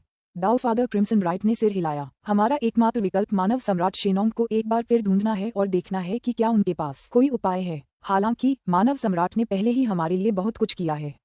काश मारक औषधि जी निंग के पास है। जाओ और इसे दूसरों तक फैलाओ। सबसे पहले शुद्ध यांग, सच्चे अमर और दिव्य अमर को बचाओ। हाँ। जिया सम्राट ने सिर हिलाया, फिर जल्दी से बोला, गुरुजी, अपना गुस्सा जी निंग पर मत निकालिए। मैंने उसे अभी अभी दरवाजे से देखा है। इस झटके से वह पूरी तरह से स्तब्ध है। उसका दाव साथी असल में एक जासूस था जिसे सीमलेस गेट से अंदर डाला गया था। यह उसके लिए एक जबरदस्त मानसिक आघात है। उसका सबसे प्रिय दाव साथी एक जासूस था, एक दुश्मन। जिया सम्राट ने आह भरी। जाहिर है मैं उस पर अपना गुस्सा नहीं निकालूंगा। यूवेई एक जासूस था, लेकिन जी निंग हमारे योद्धाओं में से एक है। डाउफादर क्रिम्सन ब्राइट ने भी अपना सिर घुमाकर दरवाजे से बाहर जी निंग को देखा। मुझे उम्मीद है कि इससे उसे ज्यादा नुकसान नहीं होगा। स्नोडेंस को उसी ने मारा था जिससे वह प्यार करती थी। हालांकि जी निंग नहीं मरी। मुझे लगता है कि उसे अभी जो दर्द हो रहा है वह स्नोडेंस के दर्द से ज्यादा नहीं है। मदद करो और ध्यान रखो कि कोई भी उसे डांटने यहाँ न आए। आखिरकार उसे थोड़े समय के लिए ही प्रशिक्षित किया गया है। हाँ, जिया सम्राट ने सम्मानपूर्वक स्वीकार किया। क्या यूवेई गद्दार था? उसने वास्तव में कई अमर साथियों को नुकसान पहुंचाया है। हमारे साथी दाववादी डाकनॉर्थ पर दया करो। उसका सबसे प्रिय दाव साथी वास्तव में एक दुश्मन जासूस था। ये जी निंग का किरदार वाकई बेवकूफ है। यह एक नाजुक पल था और शिनोंग की दवा हमारे लिए बहुत कीमती थी। वह इतना लापरवाह कैसे हो सकता है? जल्द ही 8 ड्रैगन क्लाउड सिटी के सभी एम्पायरियन देवताओं और सच्चे अमर प्राणियों को इस बात का पता चल गया। उन सभी को यह नतीजा स्वीकार करना मुश्किल लगा और कुछ तो निंग पर क्रोधित भी हुए। हालांकि उनमें से अधिकांश को उस पर दया आ रही थी। सब लोग, बेहतर होगा कि आप जी निंग को परेशान न करें। जिया सम्राट ने कई लोगों को निंग से बात करने के लिए अंदर जाने से रोक दिया। केवल उन्हीं लोगों को अंदर जाने की इजाजत थी जिनके निंग के साथ बेहद करीबी रिश्ते थे। सच्चा अमर डोंग्यान भी आ गया। वह दरवाजे के बाहर खड़ा होकर निंग को देखता रहा। उसके साथ ऐसा कुछ होने के लिए सच्चे अमर डोंग्यान ने एक हल्की आह भरी। हालांकि जो मैं जानता हूँ उसके अनुसार आमतौर पर जब सीमलेस गेट के जासूस खुद को प्रकट करते हैं तो वे उन्मत्त हो जाते हैं और बिल्कुल भी दया नहीं दिखाते। यूवेई ने वास्तव में जी निंग को नहीं मारा था। कोई बात नहीं, यूवेई अब मर चुका है। जिया सम्राट ने सिर हिलाया। जी निंग अब सीमलेस गेट से और भी ज्यादा नफरत करने वाली है। सीमलेस गेट, वे सचमुच किसी भी चीज और किसी का भी इस्तेमाल करने को तैयार हैं। वे सचमुच किसी भी हद तक गिर सकते हैं। वे सब मौत के लायक हैं। ग्रैंड जिया के आसमान के भीतर एक नीला वस्त्रधारी व्यक्ति जिसकी पीठ पर अमर तलवार थी वहां खड़ा था और दूर आर्च ड्रैगन क्लाउड सिटी को देख रहा था। उसकी आंखें दुख और पीड़ा से भरी थीं। उसने एक धीमी आह भरी। मूर्ख बालक, वह हमेशा सब कुछ छिपाकर रखती थी। हालांकि मैं समझ सकता था कि वह कुछ छिपा रही है, लेकिन मैंने कभी नहीं सोचा था कि वह असल में सीमलेस गेट की जासूस है। लेकिन वह स्वभाव से बुरी इंसान नहीं है। लू डोंगबिन की आंखों में दुख और दर्द साफ दिखाई दे रहा था। निंग ने इतने सालों में उस पर जितना भरोसा किया था, उसे देखते हुए वह उसे बहुत पहले ही मार सकती थी। और अंत में उसने सिर्फ काली जैड की बोतल को नष्ट किया। उसने जी निंग को जरा भी चोट नहीं पहुंचाई। उसने अपनी आत्मा को तोड़ दिया। वह अपनी आत्मा को सीमलेस गेट पर वापस जाने देने के बजाय उसे चकनाचूर कर देना पसंद करेगी। लू डोंगबिन ने अपना सिर हिलाया। सीमलेस गेट का गॉड किंग उन लोगों की आत्माओं को बलपूर्वक ले जाने में सक्षम था जिन पर उसने छाप छोड़ी थी, लेकिन यूवेई ने ऐसा होने देने के बजाय अपनी आत्मा को चकनाचूर करना चुना था। उसने उस काली जैड बोतल को तोड़ने का फैसला संभवतः भगवान राजा को उसके उदारता के लिए भुगतान करने के लिए किया था। मैंने बहुत पहले सुना था कि सीमलेस गेट में कई जासूस हैं जो सभी अपने गॉड किंग के प्रति बेहद समर्पित हैं और जरूरत पड़ने पर उनके लिए जान देने को तैयार हैं। वह सचमुच दानव हृदय के स्वामी के शिष्य के रूप में अपनी प्रतिष्ठा पर खरा उतरता है। लोगों के दिलों को प्रभावित करने की उसकी क्षमता वाकई प्रभावशाली है। उस मूर्ख बच्चे ने गॉड किंग का बदला चुकाने के लिए जेड ब्लैक बोतल को तोड़ दिया। आत्महत्या के बारे में वह भविष्य में जी निंग के लिए और कोई समस्या पैदा नहीं करना चाहती थी। लू डोंगबिन को नश्वर दुनिया में घूमना बहुत पसंद था और उसने दुख, खुशी, बिछड़ने और मिलने के कई दृश्य देखे थे। वह स्वाभाविक रूप से समझ गया कि यूवेई क्या सोच रहा था। वह बस एक मूर्ख लड़की थी। वह सचमुच विश्वास करती थी कि देवराज उसके प्रति अत्यंत दयालु और परोपकारी थे। गॉड किंग के लिए वह एक गुलाम, एक हथियार से ज्यादा कुछ नहीं थी। लू डोंगबिन ने सिर हिलाया। लेकिन जी निंग, हाय। लू डोंगबिन को भी असहाय महसूस हुआ। जी निंग वाकई एक बेजोड़ प्रतिभा थी। तूफान अभी शुरू ही हुआ था, लेकिन उसने चमकना और चकाचौंध करना शुरू कर दिया था। लेकिन अब जिस इंसान की उसे सबसे ज्यादा परवाह थी, वो मरकर उसे छोड़ गया था। इस सदमे को लू डोंगबिन कुछ भी नहीं कर सकता था जिससे वो कमजोर पड़ जाए। इस वक्त जी निंग की मदद सिर्फ जी निंग ही कर सकती थी। 3 लोकों के बाहर विशाल शून्य के अंत में उससे भी अधिक विशाल आदिकालीन अराजकता थी। आदिकालीन अराजकता के भीतर सब कुछ संभव था। यह आदिकालीन अराजकता ही थी जिसने कई शक्तिशाली पैशाचिक देवताओं को जन्म दिया था। पंगु, नुवा, पूर्वज ड्रैगन, फीनिक्स, मशाल ड्रैगन, दाववादी त्रिजीवन, सुभूति, क्रिम्सन ब्राइट। सभी को सबसे शक्तिशाली पैशाचिक देवता पंगु ने स्वर्ग और पृथ्वी की स्थापना की थी। पंगु की विशाल आदिकालीन दुनिया का निर्माण किया था और अपने परिश्रम के बाद नष्ट हो गया था। यदि पंगु जैसी कोई और उपस्थिति पैदा हुई तो वह आदिकालीन अराजकता के भीतर एक और दुनिया स्थापित करने में पूरी तरह सक्षम होगा। आदिकालीन अराजकता वास्तव में अनंत और असीम थी। आखिरकार माँ नुवा ने जब आदिकालीन अराजकता में प्रवेश किया था, तब से वह कभी वापस नहीं लौटी थी। आदिकालीन अराजकता के एक क्षेत्र के भीतर जो 3 लोकों के बहुत करीब था। आदिम अव्यवस्था के बीच एक औषधि का खेत था और उसके बगल में एक फूस की झोपड़ी थी। झोपड़ी के किनारे 2 व्यक्ति बैठे थे। एक सफेद दाढ़ी वाले कुलपिता सुभूति थे, जबकि दूसरे सादे कपड़े पहने हुए थे। उनके बिखरे बाल और बिखरी हुई दाढ़ी थी। वे एक बूढ़े किसान जैसे लग रहे थे, लेकिन उनकी आंखों में अनंतता थी, एक प्राचीनता जो उन्हें देखने वालों के दिलों को सुकून देती थी। वह मानव जाति के 3 शासकों में से एक था। शेनोंग तीनों सम्राटों में सुएरेन सबसे बूढ़ा था, जबकि फूशी हमेशा अपने 8 त्रिग्राम वस्त्र पहने रहता था। दोनों का रूप रंग असाधारण था। केवल शेनोंग ही बहुत साधारण कपड़े पहने रहता था, मानो वह खेतों में मेहनत करने वाला कोई बूढ़ा किसान हो। ये घटना आपके शिष्य के हृदय पर गहरा प्रभाव डालेगी। शेनोंग ने स्वयं सुभूति के लिए एक कप चाय डाली। चाय में बुदबुदाहट और फुफकार थी, लेकिन उसमें से एक सुखदायक मादक सुगंध निकल रही थी। सीमलेस गेट की छल कपट की क्षमताएं सचमुच बेजोड़ हैं। उनकी जांच का कोई तरीका नहीं है। सुभूति ने अपना सिर हिलाया। मैं यूवेई के पिछले और वर्तमान जीवन के बारे में ध्यान से सोच रहा हूँ। मुझे लगता है कि ऐसा इसलिए होगा क्योंकि उसने अपने पिछले जन्म में बहुत कष्ट सहे थे। वह एक राक्षसी में बदल गई और अनगिनत लोगों का नरसंहार किया। अपने नरसंहारों के दौरान वह शायद दानव हृदय के प्रभाव में थी। वह स्वाभाविक रूप से उनकी ओर आकर्षित हुई और अंततः उनके गॉड किंग के लिए एक शतरंज का मोहरा बन गई। हाँ, शेनोंग ने सिर हिलाया। अब जब वे इस तथ्य से परिचित हो गए थे कि यूवेई एक जासूस थी, तो उनके लिए ये पता लगाना अधिक कठिन नहीं था कि वह सीमलेस गेट में क्यों शामिल हुई थी। हालांकि अगर उन्हें पहले से यह पता नहीं था, तो पता लगाने का कोई तरीका नहीं था। आखिरकार बहुत सारे अमर साधक थे जो पागलपन और नरसंहार में उतर गए थे।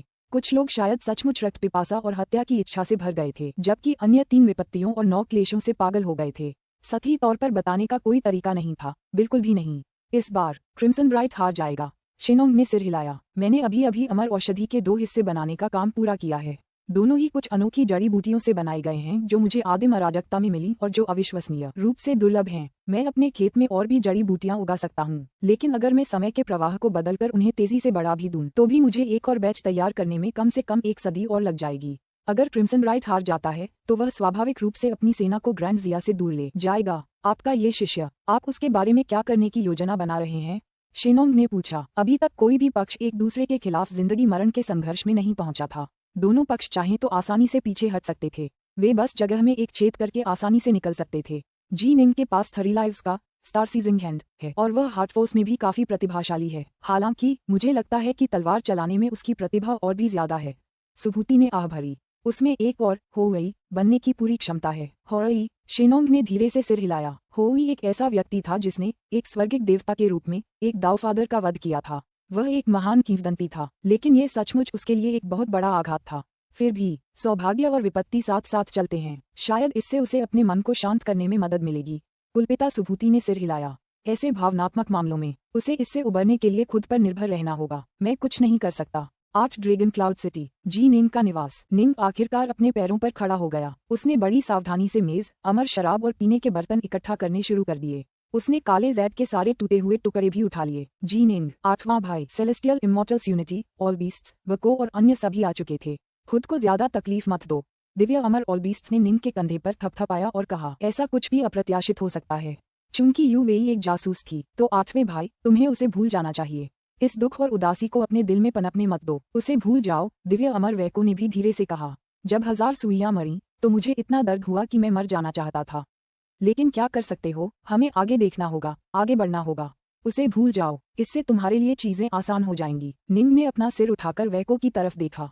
उसकी आवाज थोड़ी भारी थी। 7वें भाई, क्या तुम उसे भूल पाए हो? पुस्तक 18, अध्याय 48। जी निंग और देवराज। वको स्तब्ध रह गया। एक पल के लिए तो वह कुछ भी नहीं बोल सका। अब आप सब वापस जा सकते हैं, मुझे थोड़ी देर अकेला रहने दो, निंग ने कहा और फिर पास के एक निजी कमरे की ओर चलने लगा। यह वही निजी कमरा था जिसे यूवेई ने उसके लिए डिजाइन किया था जब वे पहली बार यहाँ आए थे।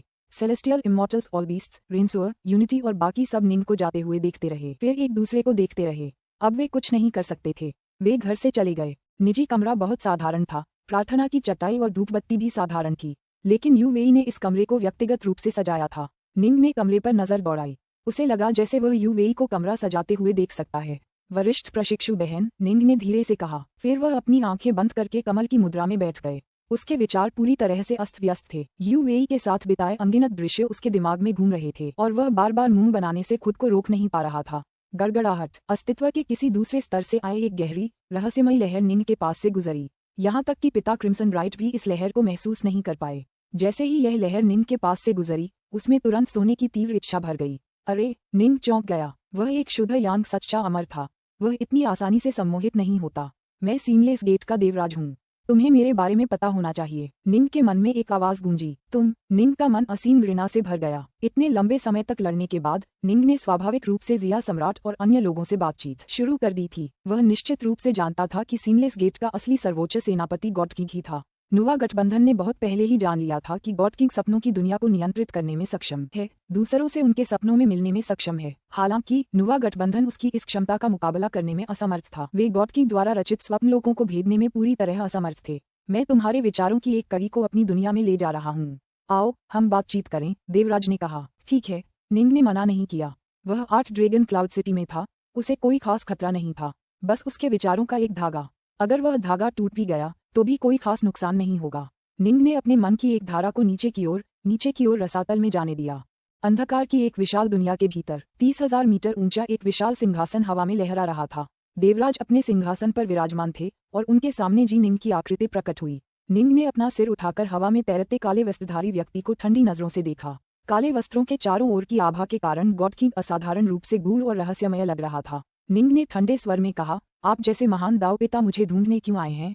हालांकि उसका हृदय असीम घृणा से भरा था, इतनी घृणा कि एक साधारण मनुष्य भी पागल हो जाए। निंग अच्छी तरह जानता था कि उसके और सीमलेस एलायंस के सर्वोच्च सेनापति के बीच शक्ति का अंतर बहुत ज्यादा था। मुझसे इतनी नफरत करने की कोई जरूरत नहीं है। गॉड किंग अपने सिंहासन पर ऊंचे स्वर में बैठे और जी निंग से शांति से बोले, आखिरकार हम दुश्मन हैं।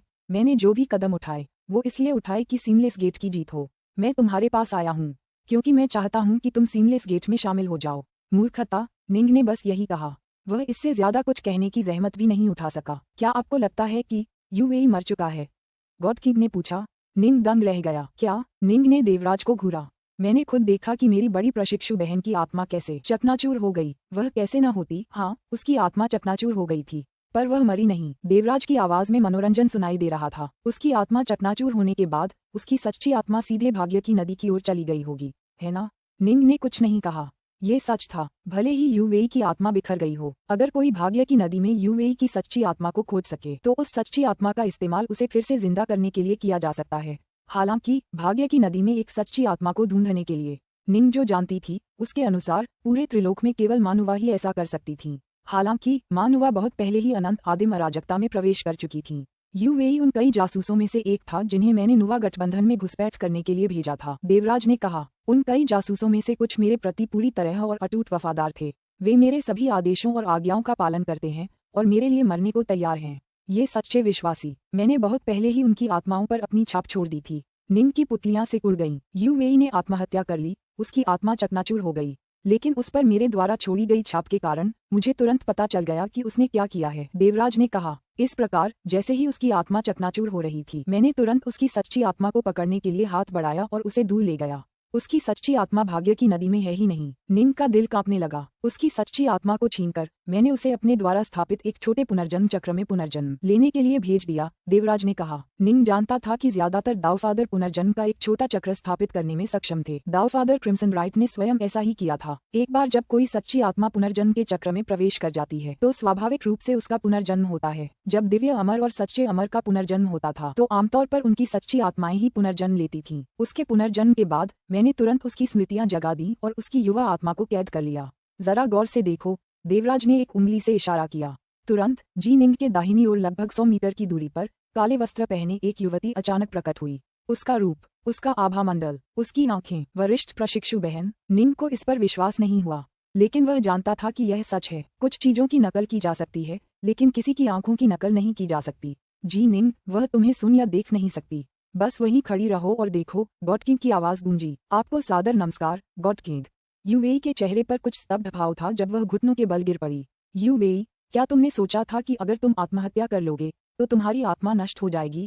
देवराज की आवाज में क्रोध की एक झलक थी। मैंने तुमसे कहा था कि एक बार जब तुम शेनोंग की दवा को नष्ट करने के लिए तैयार हो जाओगे तो तुम्हें सबसे पहले अपनी आत्मा पर मेरे द्वारा छोड़े गए निशान को छूना होगा और मैं उसे तुरंत बचा लूंगा। तुमने आत्महत्या क्यों चुनी? अगर मैं थोड़ा भी धीमा होता तो तुम्हारी सच्ची आत्मा भाग्य की नदी में समा जाती और फिर कभी नहीं मिलती। यूवेई वहीं घुटनों के बल बैठी रही। हे भगवान, कृपया मुझे मृत्यु प्रदान करें। तुम्हें मृत्यु दूं? गॉड किंग ने ठंडे स्वर में कहा। क्या तुम्हें डर है कि अगर तुम जीवित रहे तो तुम जी निंग के लिए और अधिक मुसीबत खड़ी कर दोगे? घुटनों के बल बैठे यूवेई ने कोई हरकत नहीं की। तुम सच में अपने इस जी निंग के प्रति बहुत वफादार हो। बहुत पहले जब मैंने तुम्हें उसे 5वीं दुनिया में ले जाने का आदेश दिया था तो तुमने मना कर दिया था, और अब तुम शतरंज का मोहरा बनने के बजाय मरना पसंद करोगे, जिसका इस्तेमाल हमारा सीमलेस गेट उसे प्रभावित करने के लिए कर सकता है। तुमने मुझे सचमुच निराश किया है। गॉड किंग अब काफी क्रोधित था। यूवेई घुटनों के बल बैठी रही। उसके आंसू नीचे की ओर बह रहे थे। वह सचमुच गॉड किंग के प्रति बहुत समर्पित थी। ये सुनकर कि गॉड किंग उससे निराश हैं, वह दुखी हुए बिना नहीं रह सकी। लेकिन वह सचमुच जी निंग या उसकी बेटी पर बोझ नहीं बनना चाहती थी। फुश! देव राजा ने उसकी ओर फूंका और एक हवा उठी जिसने उसे उड़ा दिया, जिससे वह गायब हो गई। वरिष्ठ प्रशिक्षु बहन। निंग चौंक गया। वह निश्चित रूप से उसकी वरिष्ठ प्रशिक्षु बहन थी, इसमें कोई संदेह नहीं था। उसकी आंखों में वह नजर, इसमें कोई संदेह नहीं था। घबराओ मत, देवराज ने निंग की ओर देखा। तुम्हारी दाव साथी की आत्मा ठीक है। उसके मन का बस एक छोटा सा हिस्सा ही मेरे इस स्वप्नलोक में था। अब जबकि उसकी सच्ची आत्मा का पुनर्जन्म हो गया है, उसकी नई आत्मा बेहद कमजोर है। वह आत्महत्या भी नहीं कर सकती। उसका भाग्य अब पूरी तरह तुम्हारे हाथों में है। मेरे हाथ? निंग का चेहरा बदल गया। ठीक है। देवराज की धुंधली आंखें बिजली की तरह चमक उठीं। तुम्हारे हाथ? अगर तुम हमारे निर्बाध द्वार से जुड़ जाओ तो मैं तुम्हें एक बार फिर अपने प्रिय दाव साथी से मिलवा सकता हूँ और आनंद में साथ रह सकता हूँ। निर्बाध द्वार की सुरक्षा में तुम्हारे गुरु दाव पिता सुभूति भी तुम्हें नहीं मार पाएंगे। इसके अलावा तुम्हारे गुरु शायद ही हमारे अघोषित समझौते को तोड़कर तुम्हें मारने के लिए खुद आगे आएंगे। आखिरकार वह एक दाव पिता हैं। इस प्रकार अगर आप हमारे निर्बाध द्वार से जुड़ते हैं तो आप, आपके दाव साथी यूवेई और आपका बच्चा, आप सभी एक साथ आनंद से रह पाएंगे। आपको हमारा संरक्षण भी प्राप्त होगा, लेकिन अगर तुम हमारे साथ नहीं जुड़ते तो तुम्हारे दाव साथी यूवेई की आत्मा को मेरे अनंत नरकों में अंतहीन अपरिहार्य यातना सहनी पड़ेगी। जहाँ तक तुम्हारी और तुम्हारे बच्चे की बात है, तुम सीमलेस गेट के दुश्मन बने रहोगे और हमेशा हमारे हमलों का शिकार होते रहोगे। देवराज ने निंग की ओर देखा। मुझे विश्वास है कि तुम्हें पता है कि तुम्हें क्या चुनना चाहिए। एक बार फिर देखो। गॉड किंग ने बगल की ओर इशारा किया। फुश। अचानक एक पेंटिंग प्रकट हुई। यह एक विशाल दुनिया का चित्रण था। आग की लपटों का संसार, तलवारों के पहाड़, जलते तेल की झीलें, तलवारों के जंगल, यातना के औजार। यहाँ अनगिनत आत्माएं थीं, अनगिनत यातनाएं और दंड भोग रही थीं। काले वस्त्र पहने एक युवती को भी यहाँ टेलीपोर्ट किया गया था। अनंत नरकों को देखकर, उन अनगिनत आत्माओं की निराशा और दुख को देखकर उसके चेहरे का भाव बदल गया। लेकिन कुछ ही पल बाद यूवेई शांत हो गई। उसने बहुत पहले ही अंदाजा लगा लिया था कि उसे शायद गॉड किंग के अनंत नर्क में भेज दिया जाएगा। ये अनंत नर्क है, एक ऐसी जगह जिसे मैंने बनाया है। ये पाताल लोक के 18 परतों वाले नर्क से भी ज्यादा दर्दनाक जगह है। देवराज ने निंग की ओर देखा। अगर तुम सीमलेस गेट की दुश्मन हो तो यूवेई अब मेरे किसी काम की नहीं रहेगी। इसलिए उसे अनंत नरकों में अंतहीन अनंत यातनाएं सहने के लिए खुद को तैयार कर लेना चाहिए। वह तुम्हारे प्रति बहुत वफादार थी। निंग खुद को रोक नहीं सका और बोला, वफादार? देवराज ने सिर हिलाया। नहीं, अगर वह मेरे प्रति वफादार होती तो तुम कब के मर गए होते। निंग दंग रह गया। सही, वह खुद भी समझ सकता था कि सीमलेस गेट उसे कितनी बुरी तरह मारना चाहता था। मिसाल के तौर पर माउंट ड्रैगनीटर के 3 डायन मॉन्स्टर देवता हमेशा उसके आसपास मंडराते रहते थे। इससे पहले सीमलेस गेट ने उसकी हत्या के लिए एक दस्ता भेजा था। खुशकिस्मती से ओल्ड मैन युआन ने बीच बचाव कर दिया था। अगर यूवेई उसे मरवाना चाहती तो उस पर उसके अटूट विश्वास को देखते हुए वह बहुत पहले ही मर चुका होता। उसने मेरे आदेशों का उल्लंघन किया, देवराज ने कहा। मेरे क्रोध को देखते हुए मुझे उसे बहुत पहले ही अनंत नरकों में डाल देना चाहिए था, जहां उसे अंतहीन यातनाएं सहनी पड़ती। हालांकि वह लू डोंगबिन की शिष्या और आपकी दाव साथी थी। उसके जैसा कोई मिलना मुश्किल है, इसलिए मैंने उसे क्षमादान दिया। सच तो ये है कि जब यूवेई ने इतने साल पहले गॉड किंग के आदेशों को अस्वीकार कर दिया था तो उसने पहले से ही मानसिक रूप से खुद को मौत के लिए तैयार कर लिया था। उस समय गॉड किंग ने दया दिखाई थी। यही कारण था कि यूवेई निंग को एक बच्चा देना चाहता था। इस तरह उसे इस तरह की यातनाएं बहुत पहले ही झेलनी शुरू कर देनी चाहिए थीं। मेरे आदेशों का उल्लंघन, इसका एकमात्र परिणाम मृत्यु हो सकती है। देवराज ने निंग की ओर देखा। लेकिन जी निंग, तुम्हारी प्रतिभा वाकई अद्भुत है। तुम मेरे पुनर्विचार के योग्य हो। सीमलेस गेट तुम्हें बहुत महत्वपूर्ण मानता है और इसलिए अगर तुम हमारे साथ आ सको तो यूवेई को उसकी अनंत यातनाओं से तुरंत मुक्ति मिल जाएगी। उसे तुम्हारे और तुम्हारे बच्चे के साथ रहने की भी अनुमति होगी। तुम तीनों हमेशा एक दूसरे के साथ रह सकोगे। गॉड किंग वास्तव में जी निंग को अपनी ओर खींचने में सक्षम होना चाहता था। जी निंग एक जबरदस्त खतरा था, ये सच है। लेकिन अगर वे उसे भर्ती कर पाते तो सीमलेस गेट को एक और मददगार मिल जाता, जबकि नुवा एलायंस अपनी एक बेजोड़ प्रतिभा खो देता। यह नतीजा जी निंग को मार डालने से कहीं बेहतर था। जहां तक यूवेई की बात है, वह औजार थी जिस पर सीमलेस गेट ये सब करने के लिए निर्भर था। हमारे निर्बाध द्वार से जुड़ जाओ। हमारे पास खजाने, दिव्य क्षमताएं, गोलेम, सब कुछ है। तुम्हारा बच्चा और तुम्हारा दाव साथी एक बार फिर साथ आ पाएंगे। देवराज ने आकाश में लटकी मूर्तियों की ओर इशारा किया। मुझे विश्वास है कि तुम जिस स्त्री से प्रेम करते हो उसे अनंत नर्क में नहीं भेजोगे। निंग चुप था। वह बस वहीं खड़ा रहा, अपनी वरिष्ठ प्रशिक्षु बहन यूवेई की छवि को देखता रहा। वह बस चुपचाप वहीं खड़ा रहा।